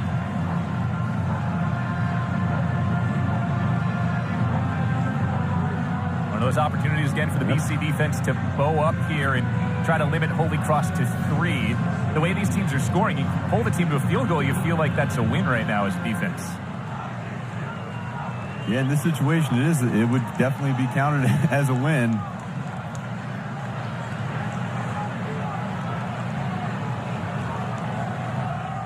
Sluka to throw. Now he scrambles. Sluka calling out a block, drops the shoulder. He's into the end zone again. Matthew Sluka's second score of the game. And Holy Cross is back within 4. I mean, there is just... It's really hard not to like this kid, Matt Sluka. Good coverage on the back end. Boston College dropped in zone and just too late on the reaction. Sluka, the coaches were worried about him and his ability to run the football. And there's different ways of combating that defensively, but running up the field and allowing him to run right past you is not one of them. Valenzuela puts it through. It's a 3-point game. I mean, Matt Sluka's just a football player. Bob Chesney told us this week that scouts are coming. They didn't know a lot about Sluka. And who knows, maybe he's not a quarterback at the next level, but they're realizing he's a really good football player, and they're intrigued by him and what he could be. He also kind of feels like the type of kid that, like, you just tell him he's not a can't be a quarterback next level, and he'll prove you wrong. Yeah. Right? That's just his personality. And who's to say? You know, we've seen quarterbacks with talent like that make big splashes the next level, and I think either way, he can do so much with his legs and his versatility that he's definitely one that the scouts are looking at.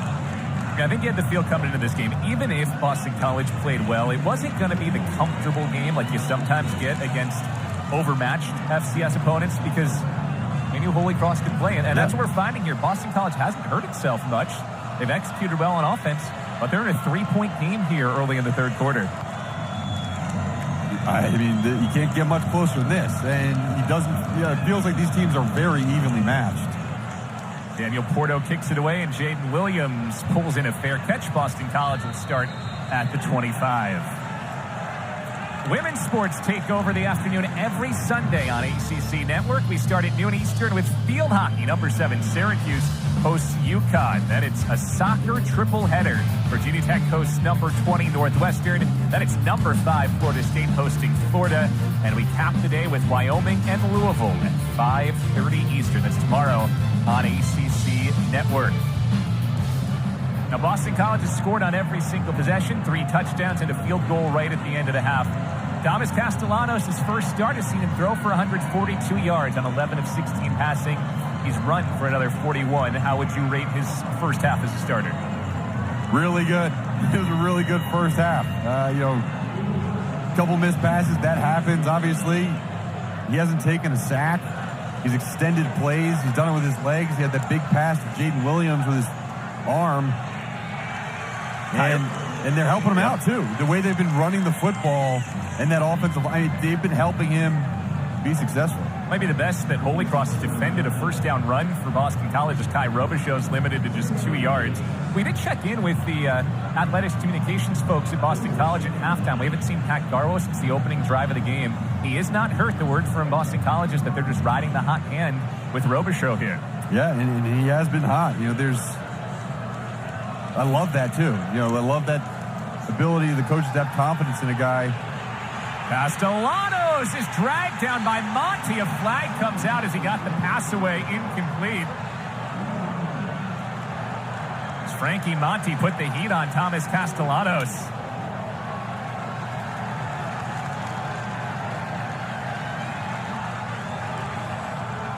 You can just see the belief building on the Holy Cross sideline right now and the crowd behind them as well. Offense number 65. That penalty declined. Third down. So they'll set up 3rd and 8 as Bob Chesney declines the penalty. I mean, there is a lot of purple in this building, and they're making their presence known. Well, there is. And correction. Holy Cross has opted to enforce the penalty. 10-yard penalty. 2nd down. Yeah, that makes a lot more sense. Force a 2nd and 18 here. Yep. And just a very different emotional state on the white jersey sideline as opposed to the maroon and gold. You know, there's a lot of emotion, a lot of guys jumping around, excited, and this is where Boston College, there's a good shot of Rich Gunnell, former wide receiver at Boston College. And this is the moment Boston College has to respond. How can you respond after a big holding call? They were not able to do it last week. 2nd and 18, quarterback draw for Castellanos. Oh, he got around Monty with a shimmy. Devin Haskins ushers him down. That's a solid gain there to eat up most of those penalty yards and set up 3rd and 12. Yeah, basically a quarterback draw. And it was really well defended, actually.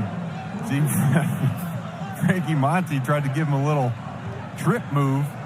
Castellanos got around that, but 3rd down and long. First 3rd and long for Boston College.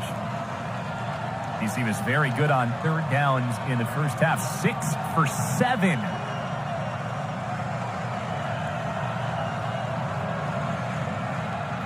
Four-man rush over the middle. O'Keefe needs to make a man miss, and Monty gobbles him up. Holy Cross will force a punt for the first time. Terrence Spence surging in with the submarine tackle at the end. Oh, yeah, and the play call, they tried to do the tunnel screen to their speedster. Just too good of coverage by Terrence Spence. I would love to have seen someone in the middle of the field trying to pick off that defender, but really good play and this Holy Cross side, they got belief. So now it's the Aussie sophomore Sam Candotti who pinned 5 of his 7 punts inside the 20 last week against Northern Illinois. This is a high archer. Jalen Coker makes the fair catch and brings it in at the 25. Holy Cross with a chance to go ahead when we come back. The interim head coach after Steve Adazio was let go, and now on the sideline for Holy Cross as the wide receiver coach. Heck, we got to be teaching this talented group of Holy Cross wide receivers. Yeah, I know, and he's a guy. He's a leader, team captain, MVP of the team in 2009. He always seemed to make big catches in big moments. He's a great coach, and he joined the Holy Cross staff 2 years ago after being at Boston College for many years. Holy Cross has scored touchdowns on 3 of its 4 drives today. Sluka is flushed, and Vinny DePalma, along with Neto Akpala, escort him out of bounds for no gain. Low pressure on this Boston College defense. Again, they've given up touchdowns on 3 of 4 drives. Their offense, for once, doesn't put it in the end zone. Yep. So now can they step up and make the play to keep the lead here? Yeah, they're going to have to. And, I think that the coaching staff was pretty pleased with the way Boston College played last week. They thought they stopped the run pretty well. This week has been a little bit of a different story. It's time to bow up. Holy Cross gaining about 8 yards of play right now. Matthew Sluka's been doing a lot of that work with his legs. Here's a big chunk, more than 8. He's out to the 45. He gains 20 in a first down. And they got to find an answer for number 9. See, Neto Akpala had the quarterback. He's got to make that play. And really great block by the tight end. Just been an efficient offense. Well-oiled machine for Holy Cross. These guys have been playing together for a long time. Returned a bunch of starters on the offensive side. So looking to throw on first down. He's pressured. He eludes the sack. Matthew Sluka's on the go. Flag is out as he's into Boston College territory. This is likely coming back, but he averted the ultimate disaster of a sack there. Oh, now we've got more flags coming after the play. Might be on Castellanos, the quarterback. Waving his towel towards Sluka.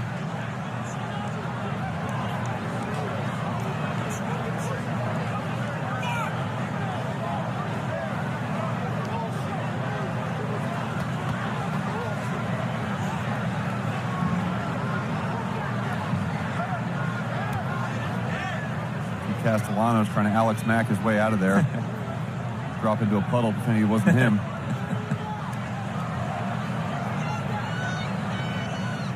That's going to be another one of those unforced errors, though, because this was about to be a penalty to back Holy Cross way off, and now... And that'll be a dead ball penalty, right? So that's the holding penalty, you move them back, and then a dead ball personal foul will move them back forward. And give them the first down, Yep. Well, even that play, I know the holding was going to bring it back, but you once again just see how slippery Matthew Sluka can be. He's gained 115 yards on 12 carries today. By both teams. Holding, offense, number 76. Personal foul, defense, number 24. Participating without a helmet. Those fouls were offset. After the play, personal foul, Boston College bench, which is the defense. 15-yard penalty is added. Automatic first down. So it's even worse for Boston College. You had offsetting penalties during the play because Amari Jackson kept going without his helmet. And then you add on the personal fouls. So Holy Cross is actually going to net 15 yards from where this was snapped and have the first down. And missed opportunity in the backfield. Let's see here. Castellanos. Because it wasn't Castellanos. It was one of the BC players not in uniform there. It was in the vicinity of Castellanos. Yeah, and no one did anything. Right, someone must have said something, from that angle right there. But not good. Not good for Boston College.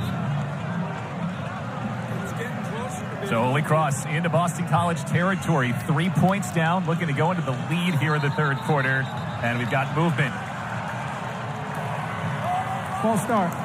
Offense, number 69. 5-yard penalty, first down. C.J. Hansen, 4 of the 5 offensive linemen for Holy Cross have been called for a penalty today, so they're sharing the love there. It is. No flinch. First team All-Patriot performer, C.J. Hansen. I mean, you see why this line creates holes. They've got 2 All-Americans plus a first team All-Patriot leaguer starting on this offensive line. And they're returning so many starts. Man. Got more whistles here.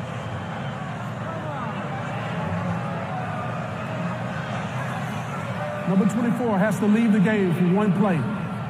Amari Jackson, who'd been called for that penalty for playing without his helmet because he lost his helmet, needs to come out of the game. Remember when that used to be a sign of toughness? The dude lost his helmet, still made the tackle. Now you get a penalty. We're trying to keep playing football. Like even in hockey these days where guys used to not wear helmets, your helmet comes off, you're supposed to skate right to the bench. It's the same thing. Yeah. It's a little different when you're a DB covering a wide receiver. First and 15. And we have whistles once more before the play. And a flag down. False start. Offense, number 11. 5-yard penalty. Simon is the wide receiver, Byron Shipman. So after now 4 penalties in the last couple of snaps, it's a first and 20 for Holy Cross at midfield. One way to bring a halt to the momentum that they were building here on this drive.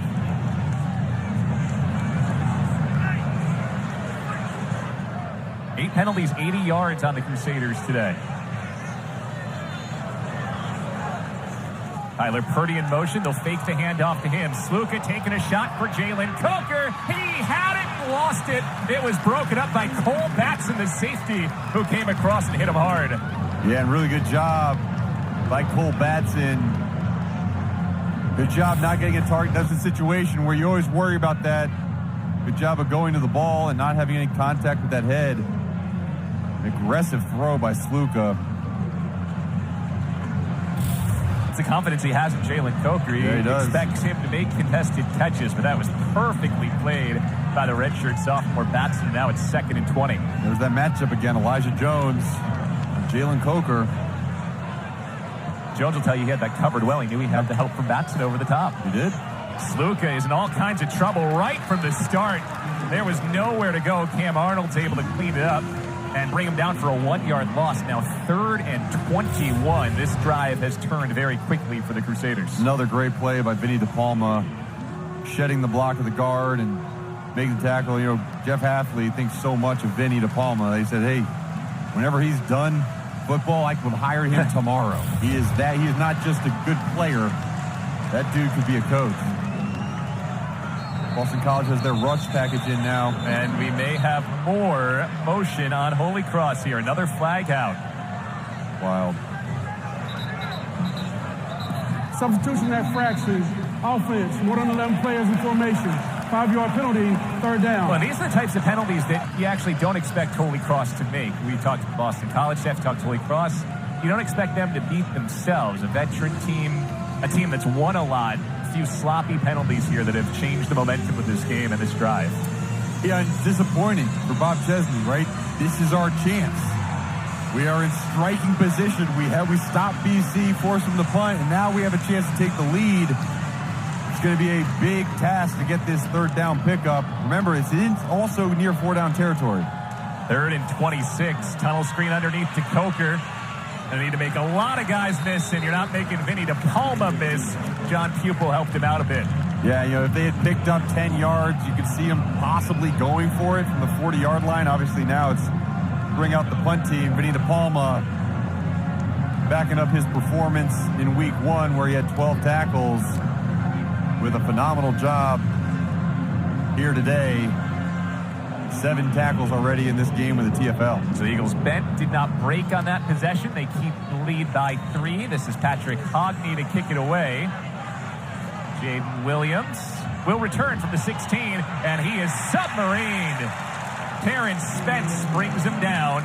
No gain on the return. Remember, tonight we have 3 more games for you on ACC Network. Starting at 5:15 Eastern, number 17, North Carolina hosts Appalachian State, Chapel Hill. At 6 Eastern on ACC Network Extra, it's Lafayette at Duke, fresh off the Blue Devils' Monday night win versus Clemson. And then a nightcap on ACC Network, number 4, Florida State hosts Southern Miss. That's 8:30 Eastern. Start every game also available on the ESPN app, so you can watch it anywhere. All right, so after their first drive where they didn't get much going on offense, Boston College's offense comes back out with Thomas Castellanos at quarterback. 11 for 17 today for 146 yards. Runs Cam Barfield, big hole, and that may have been a touchdown-saving tackle by Jake Maralowicz. Garmalowicz, the safety, just got him at the end there. Another good job pulling by Christian Mahogany. Sealing off that running lane. Get it out quick to Lewis Bond, and Devin Haskins shed a block, and he makes the tackle for no gain. Yeah, huge play by Devin Haskins. Second-team preseason All-American.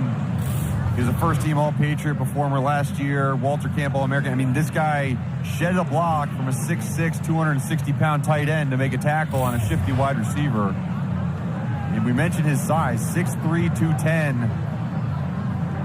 Went to Prosper High School in Texas, and that guy can play some football. Scouts love him. Yeah, it might be the best prospect in terms of draft that they have coming out of Holy Cross this year. Castellanos had all day, scans the field, finds Jaden Williams wide open. Oh, Williams put it on the turf, but it's recovered by Boston College. Cam Barfield found the loose ball there. Good job by Cam Barfield trailing the play, but you see Castellanos with a little leadership saying, hold on to the football. Great job by the offensive line. There was no pressure at all. But right here, it's all about focus. You need to secure that football, and that's twice that wide receivers have fumbled the football, and then the offensive player has fallen on top of it. That has to get shored up. Barfield takes it again. That's hard into the teeth of the defense and rumbles ahead for 4. Going back to that throw, that was what you were talking about in terms of progression for Castellanos. Used that time to scan the field, eventually found Williams running free there. Yeah, and that doesn't happen unless he feels comfortable behind the offensive line. And I think that's where Castellanos is going to make that next step of improvement is, okay, I feel the comfort. I feel like I can use extra time where he doesn't have to say, okay, this clock went off, now I start running. If he can allow those deep routes to develop, he has the arm to get it to him. 2nd and 6. Castellanos a pump. Now the pocket collapses on him. He escapes. And he runs out a yard short of the first down after pointing to Terrence Spence on the way got up. a flag on it. Oh, and he'll be penalized. Can't do that. Oh, and he might get another flag. He made an inappropriate gesture to the sideline as well. After the play, unsportsmanlike conduct, offense, number 1, his first of the game. 15-yard penalty, 2nd down. You can't taunt like that. Pointing directly at a player is explicitly talked about in the rule book. Yep. And after that, as the officials were huddling, he made another lewd gesture towards the sideline. And there's one thing about playing with emotion, but there's another thing of controlling it. And correction, it will be 3rd down. And being the leader, right? You got thrust in here, but any quarterback is the leader by default. Yeah, he plays with this unbridled enthusiasm. Coaches love that, but you got to be able to hone it in. And you just turned 3rd and 1 into 3rd and 16 here. And if I'm on Holy Cross, I am chirping him so hard for the rest of the game. Because I'm just saying, hey, look, if you've already shown that you can't control your emotions, I'm going to pull that out of you again. On 3rd and 16. Castellanos has to run, and he's pushed out of bounds just over midfield, well short of the yard to gain. 4th and 7 coming. What will Jeff Hafley decide to do here? Yeah, and this is kind of that decision mode, right? Do we pooch one down there, try to pin him deep? And I think that's what he should do. It is what he's going to do as well. Offense wanted to stay on the field. Christian Mahogany hollering in Hafley's direction on the way off. Yep, well, that's, you know what? Every offensive player should want to stay on the field. And every head coach should say, you know what? There's a reason I'm the head coach. We're playing a field position game right now, up 3 points against a team that has been tough to stop. So Candati will punt. It mentioned how effective he was on these pooch punts against Northern Illinois. Jeff Hafley singled that out this week. He said, our special teams were really good. Yeah. But we've got to whistle and a flag first to delay a game. Yeah, they're probably going to take the penalty on purpose. Yep. Delay a game. Offense, 5-yard penalty, 4th down. Give Candati a little bit more room to work with here now. Yeah. Not sure it was a plan. He did end up snapping it about a second late, but one of those, in this case, no harm, no foul penalties to take. It's always interesting when coaches decline those. Yeah. With a little mental battle back and forth. Jalen Coker's back to return.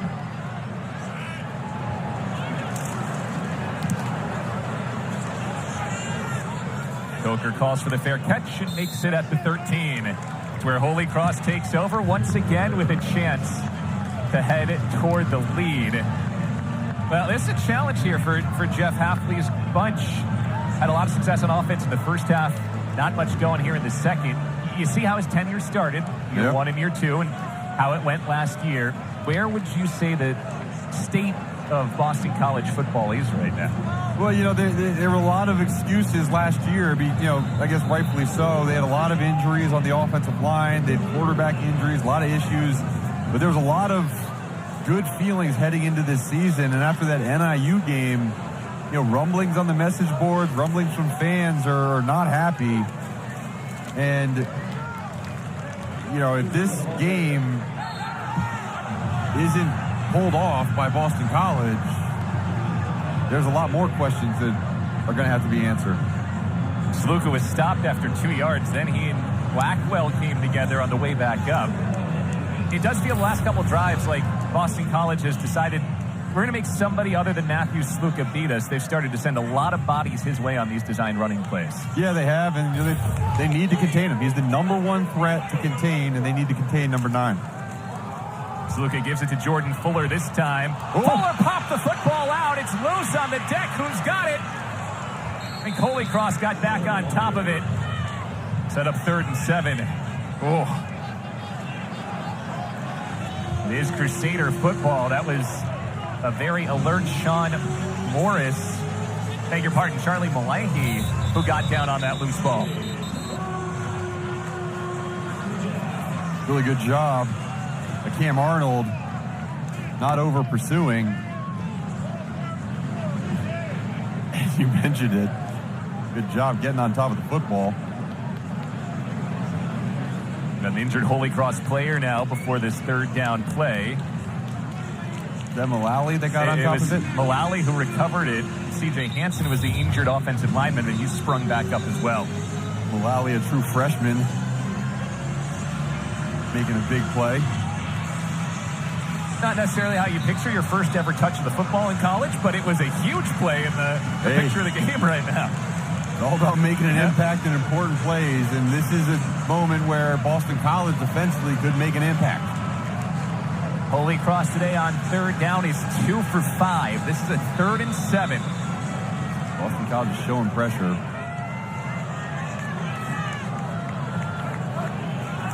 They bring 5. On the slant, some contact coverage from Jalen Cheek and no flag as he was tight on Justin Shorter, and it brings up 4th down. Jalen Cheek, been really impressed with him and how he's played the past couple weeks. Just a good job of getting out in front, and tough to see before if there was any contact, but Jalen Cheek did a phenomenal job tracking runners last week, made some big tackles. That was a big play on 3rd down. So Hogney's 3rd punt. Jaden Williams back to return. This should be the best field position Boston College has had all game, particularly after that punt is a low liner that's fielded at the 42, and Jaden Williams has space to go into plus territory out at the 45 where he delivered a blow.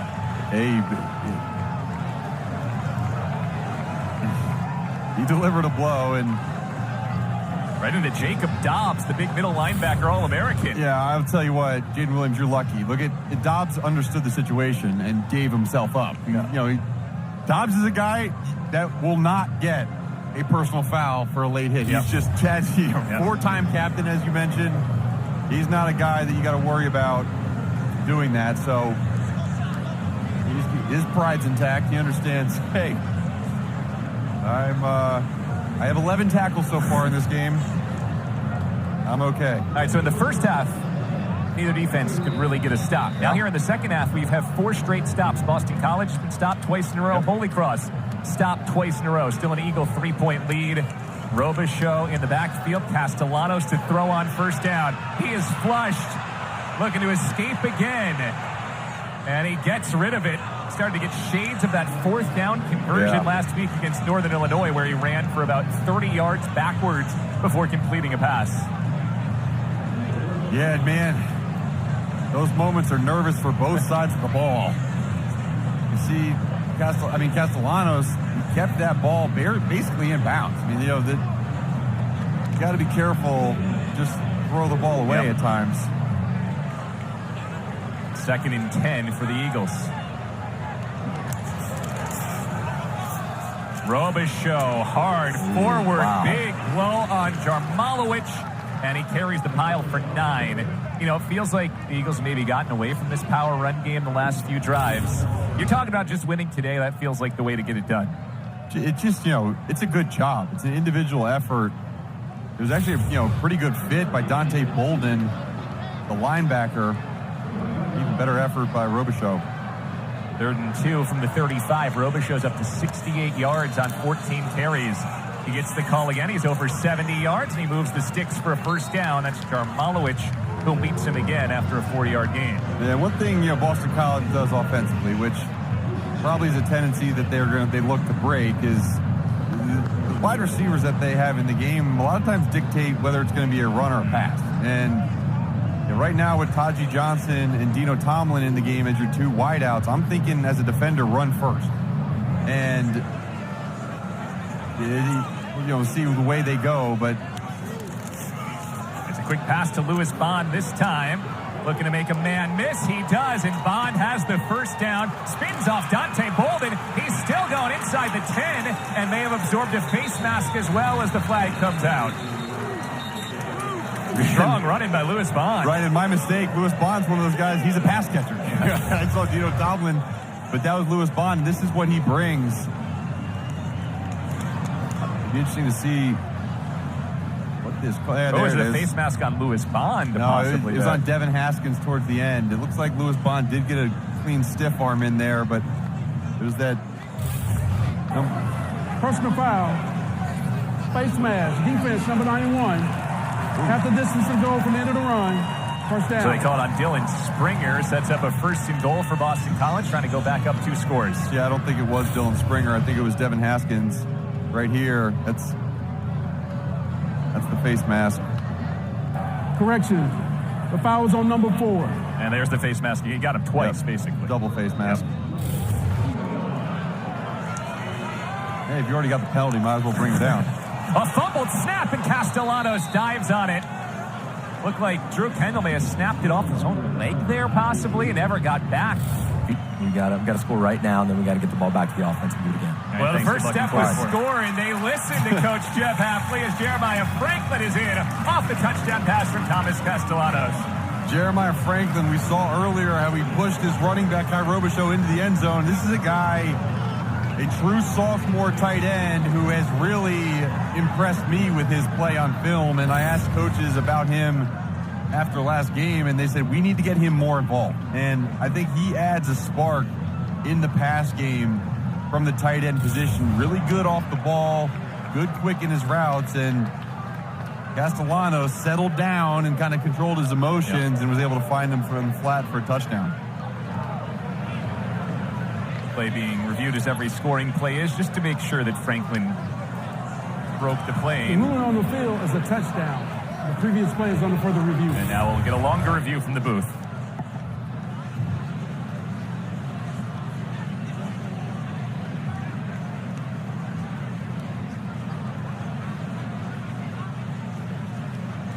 All right, they're taking a peek at it in the booth as they review. We'll step aside. We'll come back with the decision when we return.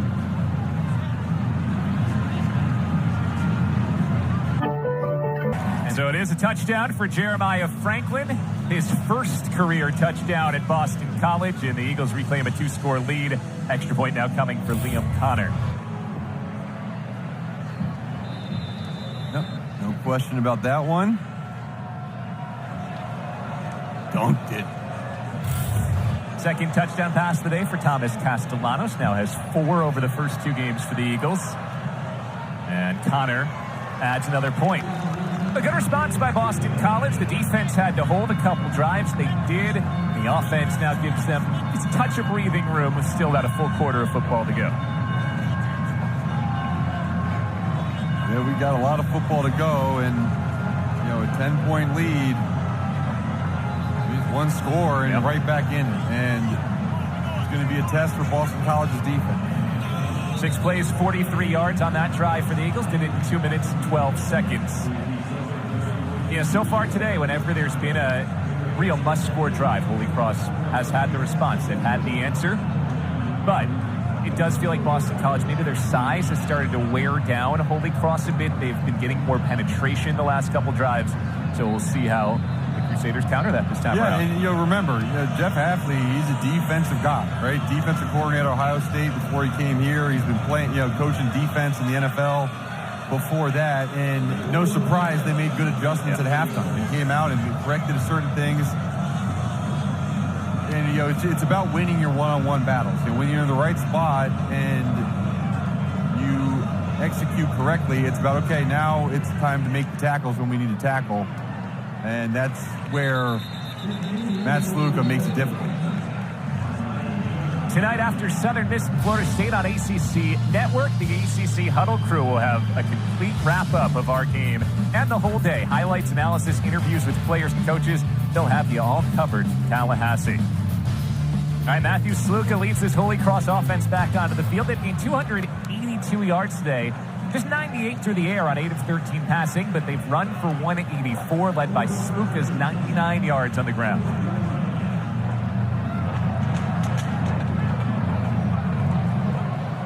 Jordan Fuller, who fumbled on the last drive before it was recovered by Holy Cross, out there with Sluka in the backfield.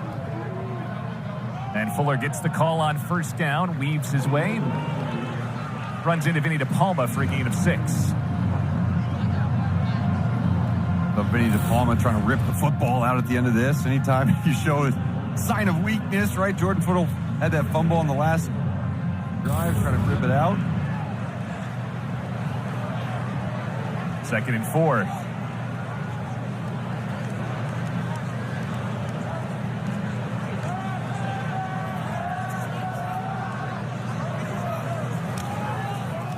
Fuller's got it again. Horsley hit him first. Pupil finishes him off a yard short of the first down sticks. It's 3rd and 1. Gain of 3.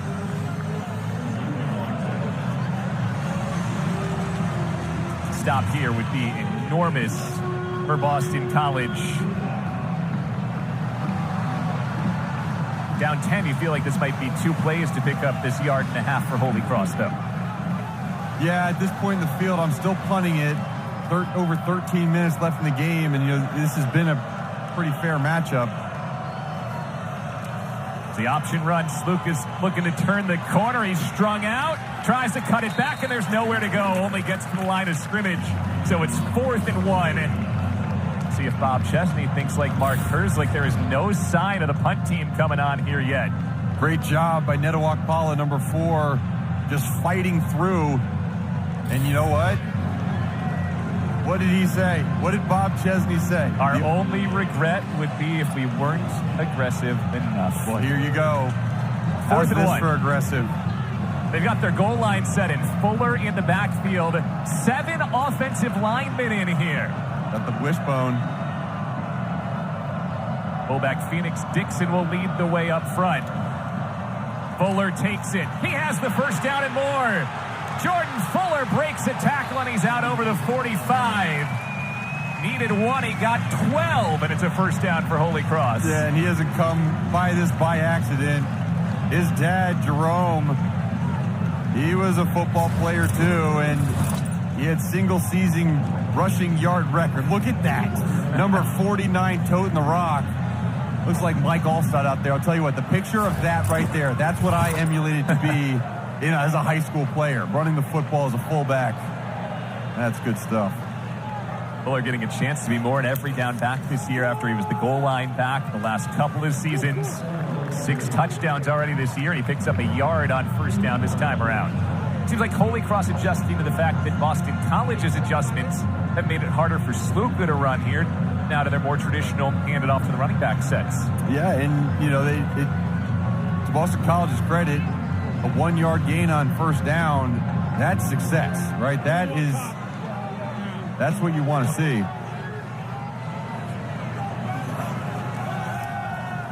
Sluka to throw on 2nd and 9. Moves up in the pocket, keeps it himself and gains 4 more yards. He was tripped up by Cam Arnold. It's good pressure off the end. You got to say the Holy Cross has done a good job keeping Sluka from taking sacks today. We haven't said Donovan Ezeraku's name much at all. Yeah, you're right. Donovan Ezeraku, preseason All-ACC guy. Your 2nd team All-ACC last year, and he has really been nullified. This whole pass rush has been, but that's part of the game plan, right? You can't rush upfield versus a quarterback like this who can just take off and run. Ezeraku is out here now on a passing down 3rd and 5. Coming for Sluka. Sluka throws it out to Coker. Wow, the adjustment, what a and catch. He got the foot in. Jalen Coker with the first down conversion inside the 30. Put 1 in the tally mark for Jalen Coker. Again, I'm working on Elijah Jones. Toe touchdown. That is a phenomenal individual effort by Jalen Coker. I mean, you feel bad giving a mark against Jones there because that was great coverage. Coker just phenomenal. Designed run for Sluka this time. Box to the outside. Flag is down as he cuts inside the 25 to the 23. Penalties have been a real problem for Holy Cross on offense here in this second half. 86. 10-yard penalty. This is the tight First end, down. Jake Peterson. Remember, 3 penalties limited Holy Cross, and they had a chance to take the lead a couple drives ago. And the way Sluka runs, he's almost like a point guard, like crossing dudes up. Just really good job of just sticking his foot in the ground and just slightly sidestepping guys. That's why Jeff Hafley said he's hard to prepare for, because he's not like your traditional running quarterback. It's just a different style. There's the hesitations, the stopping and starting. After the hold, though, it's 1st and 20 for the Crusaders. 10 minutes to go. It's been a fun one in Chestnut Hill.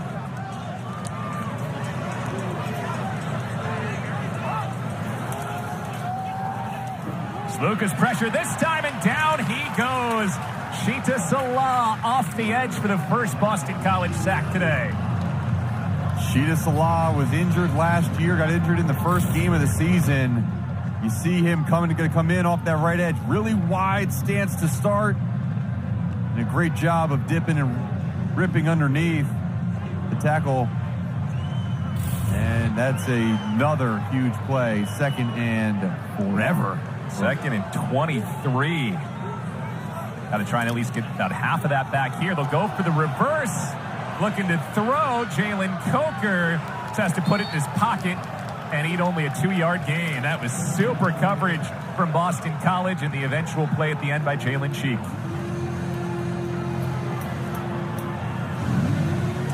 Wondered if we were going to see any of those gadgets from Holy Cross coming in here as an FCS team. They waited till a 2nd and 23 to pull it out.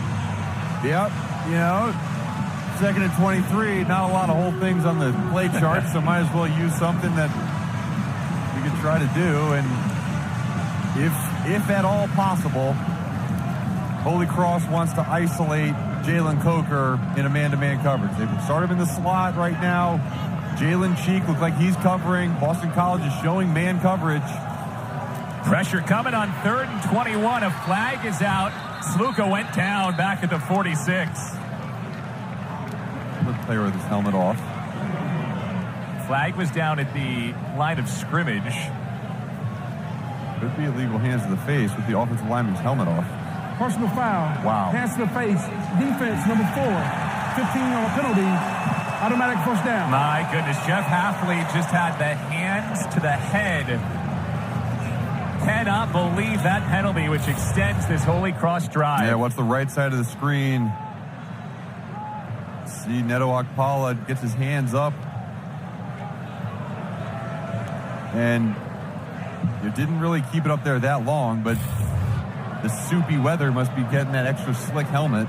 You know the surrender Cobra, right? That's what Jeff Hafley did when he saw that flag come out. Just hard to fathom for him, all these penalties the last couple weeks, and in key spots like that. So it's a first down now for Holy Cross. Jordan Forrest in the backfield. He gets his first carry of the game, and a big, bruising 50-year back picks up about 3, and a flag comes out again at the end of the play. Luke Newman, the left tackle for Holy Cross, ended up on the turf at the end of the play, and that's right where the flag came in. Elijah Jones was tangled up with him.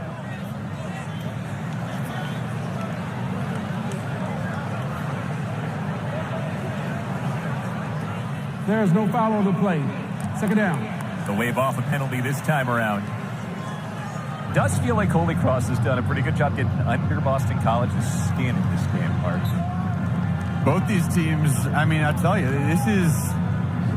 these are a lot of guys who grew up in similar areas in this Massachusetts area, probably recruited at times, maybe some Holy Cross guys who wish they were recruited by Boston College. Yeah, Holy Cross certainly plays with a chip on its shoulder. Here's Jordan Fuller running hard. Good leg tackle from John Pupil. Slowing his progress. Looked like he had a head of steam, but Pupil brings him down short of the sticks to set up 3rd and 2.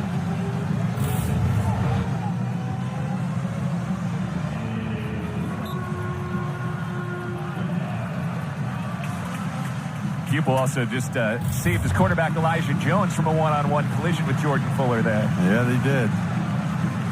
3rd and 2. Holy Cross 3 for 8 on 3rd downs today. In the red zone once again, where they've scored 3 touchdowns today. Fuller takes it, cuts back. He has the first down and more. Jordan Fuller inside the 5, carrying Eagles toward the goal line. Touchdown, Holy Cross. Looking like his old man, Jerome, out there with the neck roll, running people over. Jordan Fuller adds to the stat sheet with another touchdown. Him and Sluka both have over 100 yards rushing in this game.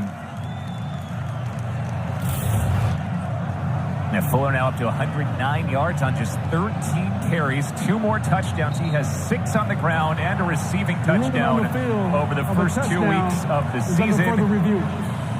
He's has 7 touchdowns for now. They're going to take a look. It was close by the pylon. This will be a lengthy review. We'll step aside. When we come back, we'll see if the touchdown stands.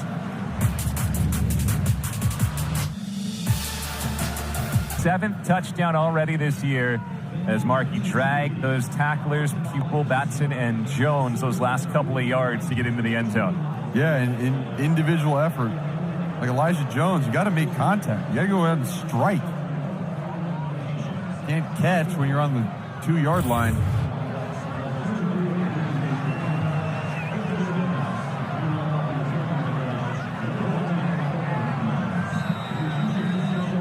Getting set for the point after here. Luis Palenzuela looking to make it a 3-point game.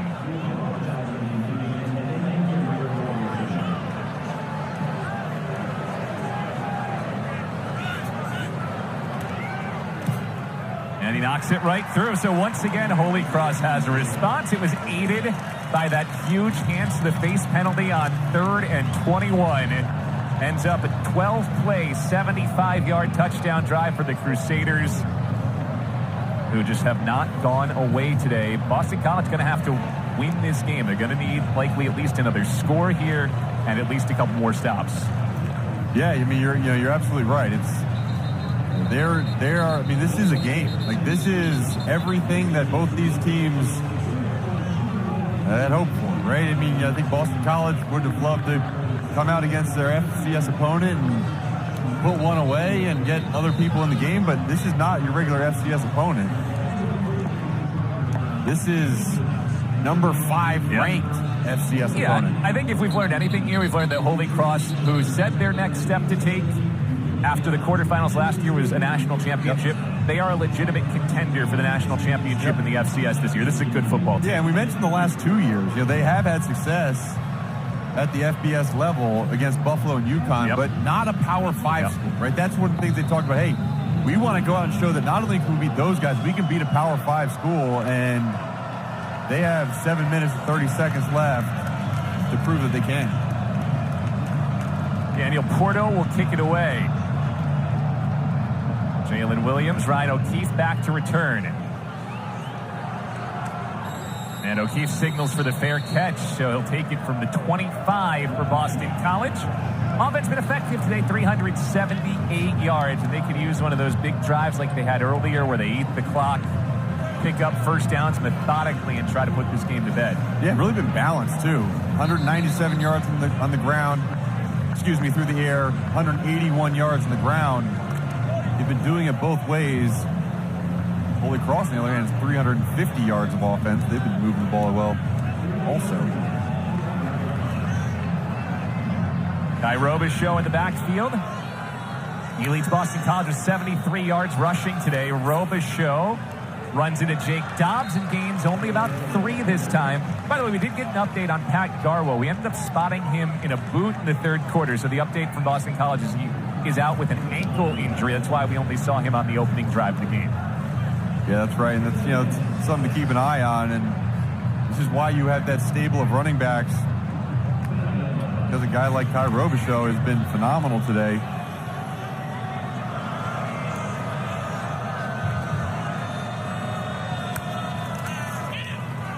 Oh, pressure coming, and down goes Castellanos.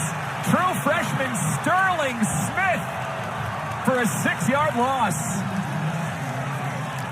Wow. Really good job timing the pressure off the edge. And you don't want to miss the layup. It just, for a true freshman to be able to have the awareness that, hey, look, I'm going to read the path of my running back. If the running back's tight, I'm climbing to the quarterback. Great job taking those coaching points. This crowd is getting loud. This is the loudest this stadium has been all day, and it's a lot of purple and white in the stands.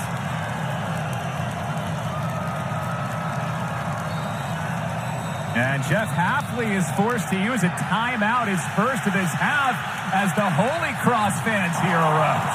Come out, Boston College. Their first of the half. Lost 62-14. He said to us, we're a lot more prepared this time around, and they have been in this game from the start. 3rd and 12 for Boston College out of the Eagle timeout from the Eagle 23. Castellanos designed quarterback run, needs to make a man miss. He makes the first miss, but still doesn't get to the sticks as Curtis Harris-Lopez brings him down a yard shy. He gained 11 of the needed 12. Wow. How about that call on 3rd down, keeping the ball in the quarterback's hand? And this is dangerous. I mean, like, to me, I punt this away. Yeah, they're going for it with a 3-point lead on their own side of the field. 4th and 1 from the 34. And now here comes the punt team at the last second. You got to punt this away. You got to have some faith in your defense.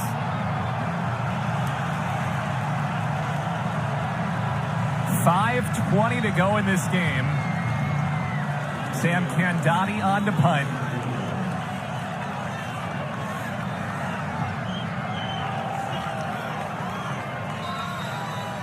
And now Jeff Hafley will call his second timeout to think it over. Timeout, Boston College. Their second of the half. 30-second timeout.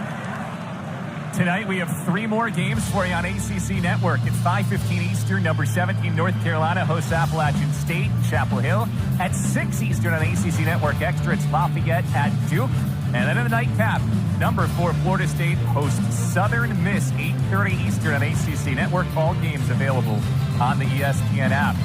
All right, you take this timeout. Now all of a sudden it looks like the offense is ready to go back on the field. So Jeff Hafley thought about it, sent the punt unit out, and seems like now he's changed his mind. Yeah, and, they've had success in the run game. The problem is, I mean, you're 5 yards away from being able to kick at the end of the game field goal if Holy Cross gets the football. I mean, this is a massive, massive decision, and Holy Cross better not jump off sides. Trust in the O-line here.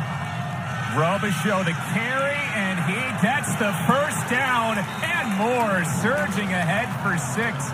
I guess, Mark, he's been gaining 5-6 yards every carry this game. Jeff Hafley had trust that it would happen again. Look, and, that's something that they would have never done last year. With all the issues at the offensive line, they didn't have faith of picking up a yard. And I think, again, it's a risky call. Sometimes you got to make risky calls to get wins, and it also shows how maybe much lack of confidence Jeff Hafley has in his defense of being able to stop Holy Cross. Now, the way Holy Cross has played on offense today, I think you like your chance of picking up a 4th and 1 more than making a stop at this point. Yep. The fresh set of downs, clock winding. Robichaux takes it again. More room for Robichaux before he is brought down by Dylan Springer. That was after 8 more yards. Robichaux's up to 91 yards rushing now. Yeah, he is, and Boston College just wants to continue running the football. We've seen them be able to take 8-9 minutes off the clock on drives. Holy Cross has all 3 timeouts, but Mark, 2 more first downs. You could potentially run the clock out in this game.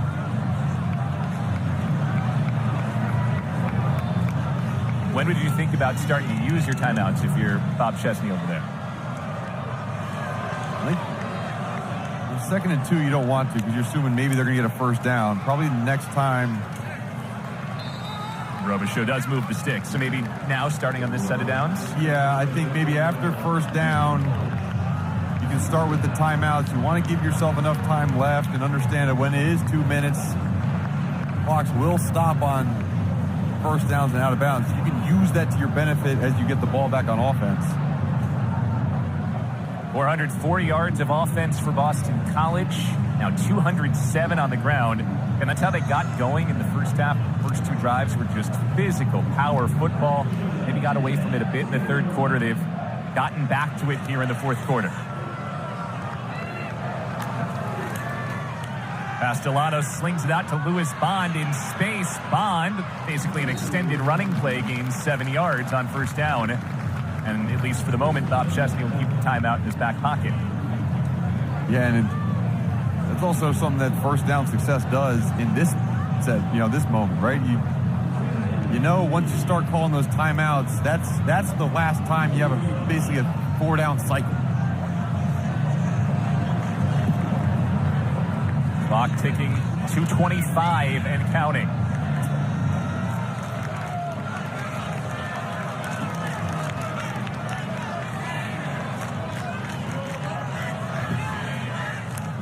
Oh, yeah, movement. That's the one thing that could derail Boston College a bit, and has in this game, is the penalties. That'll turn a 2nd and 3 into a 2nd and 8. Yes, it will, and it'll move them on back. False start. Offense. Everyone but the center. 5-yard penalty. 2nd down.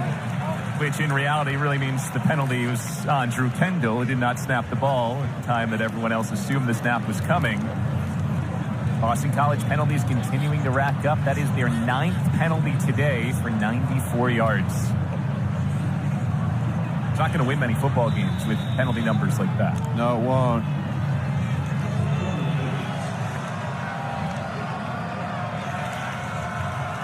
Second and 8. Castellanos has to slide for a loss. And now the timeouts come. Timeout, Holy Cross and Bob Chesney. 3rd and 10 coming.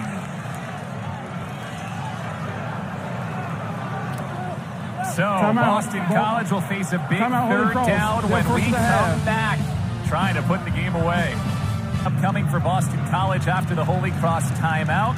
Remember, on a 3rd and 12 earlier in this drive, Boston College chose to run the football. We'll see if that's the call again on 3rd and 11 with the Eagles up 3. Yeah, and the message from Coach to Castellanos is be safe with the football. You saw that on that little slide. You don't take any chances. And now, if they do pass it, you only pass it to someone if they're open. And then you do not fumble the football. Fake it to O'Keefe. Castellanos starts forward. He's crunched down. Gained 7. Timeout, Holy Cross. Dobbs and Jarbalowicz on the tackle. 4th and 5. But from plus territory.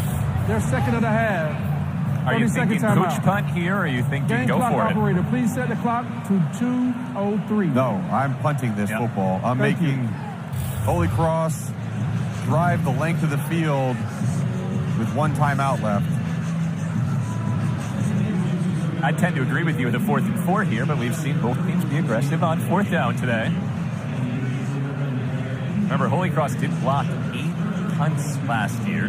Boston College has only punted a couple of times today, and Holy Cross has not gotten close to the punter in either situation. And watch for number 4, Devin Haskins. He blocked 4 of those punts. Set a Patriot league record. It is the punting team coming out for Boston College. Holy Cross will get a shot here with the football in the final 2 minutes. Looking for a 3rd straight win against an FBS team over the last 3 years. Boston College defense will need to make that one more hold to avoid an 0-2 start. And Kendati has been so good at pinning the ball deep.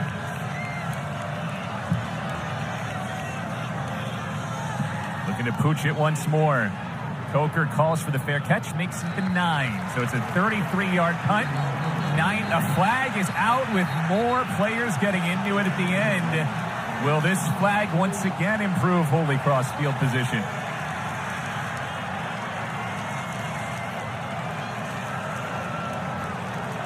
Wow. That's Montavious Hutchins.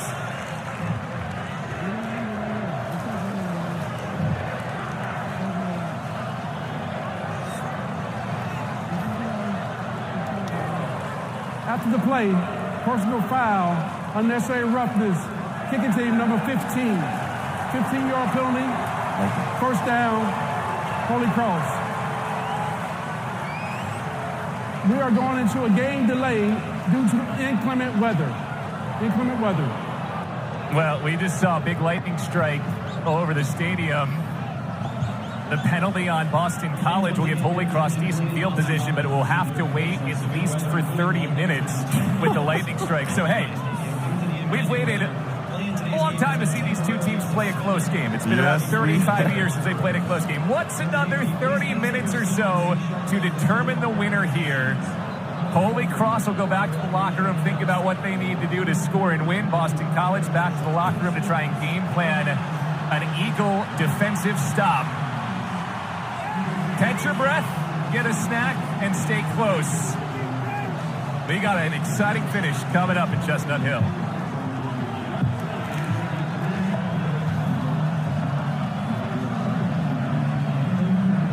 Himself and found his way into the end zone on a tough play. Boston College responded. Castellanos hit tight end Jermaine Franklin in the flat for a touchdown. And then it was Jordan Fuller on the touchdown run. Holy Cross then kicked the ball off to Boston College, stopped BC, forced them to punt, and now has the ball back. And on that punt play, there was also a personal foul penalty on Boston College, which moved the ball out from the 10-yard line out to the 25-yard line. Holy Cross will have decent field position as they start this drive. Penalties, again, have been a huge issue for Boston College today, just like last week. 10 penalties last week, 10 more today for 109 yards, including one that killed the drive that could have put the game away, and the one that sets Holy Cross up here. Well, you wonder what's going to be like coming out of these locker rooms. 2 hours of tension for both of these teams, 15 minutes of warm-up, and now Holy Cross with a chance to win the game on offense. The Boston College defense needs one final stop. And it's interesting dynamic, too, because you're in the locker room. Only one side of the ball needs to perform. Right? The offense, they could take their jerseys off. Right? Boston College gets the ball back. It's over. If Holy Cross defense has to get out, it's over. So, hey, it's Holy Cross offense and Matt Sluka versus Boston College defense led by Jeff Halfley. One timeout for Holy Cross and a minute 58 on the clock. Sluka starts with the quarterback draw and picks up right where he left off. Matthew Sluka down the sideline on the first play out of the break, and he stepped out of bounds. But a big run for Sluka into Boston College territory. Well, Matthew Sluka, 5 career game-winning touchdown drives. And what a way to start this one. Phenomenal block on the interior by the guard Eric Schoen. And then Sluka just steps out. So now you're closing it on field goal range. Here's one thing to remember. Luis Palenzuela, the Holy Cross kicker, is a first-year starter. He has never attempted a field goal in his college career. The previous play is under further review. I think reviewing to see where he stepped out. I thought naked eye when we just saw the replay, it may have been a couple yards further back, at like the 42 or the 43. And, like, how about this? How do you respond to a delay? One team came out fired up, and another team just got punched in the mouth. And that right there, that right foot looks like it might have hit the yard marker around the 42. Right now they have it spotted at the 40, so we might be looking at a yard or two difference here. But how about that response for Sluka and for Holy Cross right out of the chute? And now time's not a problem, right? You think, okay, this is a team that's had trouble getting the big plays. Time is not an issue now with a minute 49 left. One timeout left on the clock. As he stayed in bounds, he was gone. He had that broken.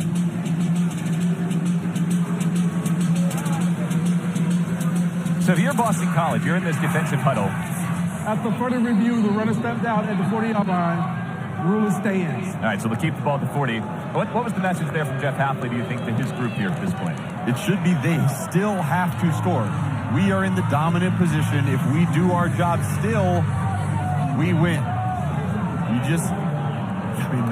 You don't even mention big plays. You don't even mention the negatives. Say, hey, let's do our job, and we'll be okay. Sluka up to 135 yards rushing today on 17 carries. They'll look to throw here. Pocket breaks down on him. He slithers forward for about 1, and the clock will wind a minute 40 to go.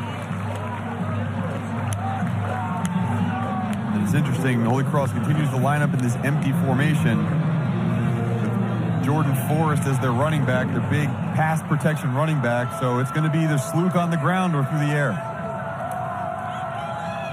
Sluka throws this time. Good cut route by Jalen Kokery as the first down and gets out of bounds at the 26.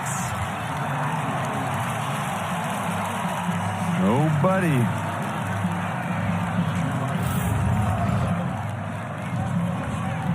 Working against Amari Jackson and just a really, really well-run route. And Sluka had his eyes on his number one target that entire play. So it's another fresh set of downs for Holy Cross. Minute 18 to go. Field goal ties the game. Touchdown puts Holy Cross on top.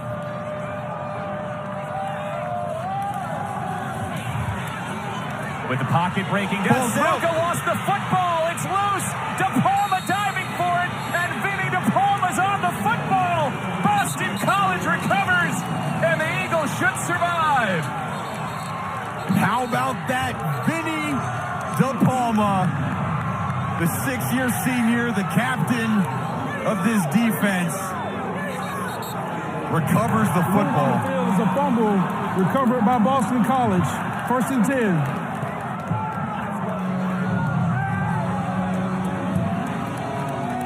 Leaders on teams step up big when they are needed, and no bigger moment in this game than this for Vinny DePalma.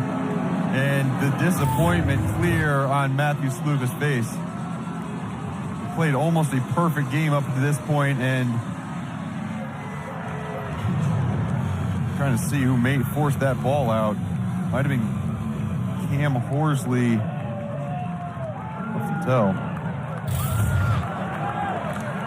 Well, take a deep breath if you're a Boston College fan. Jeff Hafley's group should get to 1-1. You got to feel for Matthew Sluka, the type of game he had for it to end that way. But Holy Cross proved a lot again this week. They are legit contenders for the FCS National Championship. Timeout. Holy Cross, their third and final. 30 seconds Chesney timeout. uses his final timeout. Let's look back once again to that breakout run by Matthew Sluka and just how close he was to staying in bounds for a go-ahead touchdown. Yeah, it's exactly what it was. Right there, he lost his footing a little bit, forced him to keep going, but there is no one in front of him. And that is devastating feeling for him. Doesn't mean they can't complete a lot of their goals, but an undefeated season will no longer be one of them. Now, this will be their first regular season loss since 2021 against Harvard. First regular season road loss since 2019 against Syracuse. Castellanos takes a knee here for Boston College. You survive. You get that win number 1, which this group needs to learn how to win. And then you get a top 5 team, Florida State, coming to town next week for the Red Bandana game. Yeah, and there's going to be some things that are going to have to be talked about. Number 1 is that Jordan Travis can do a lot of the things that Matthew Sluka just did and at a higher level. So you're going to have another quarterback that you're going to need to contain. One final knee from Thomas Castellanos, and Boston College wins the 84th chapter of this BC Holy Cross rivalry by 3 on the Vinny DePalma fumble recovery in the final minute. Oh, partner, this was fun. I think these two teams need to hit chapter 85 here pretty soon. Huh? Hey, I tell you what, I mean, this was a phenomenal game, and credit to the fans who stuck around to see this. And it's, no matter who you're rooting for, you don't want to see the game end on a fumble. It's just, you feel badly for the kid. You remember, hey, that's a 21-year-old. Yeah. It feels pretty tough, but really good turnout. You see Vinny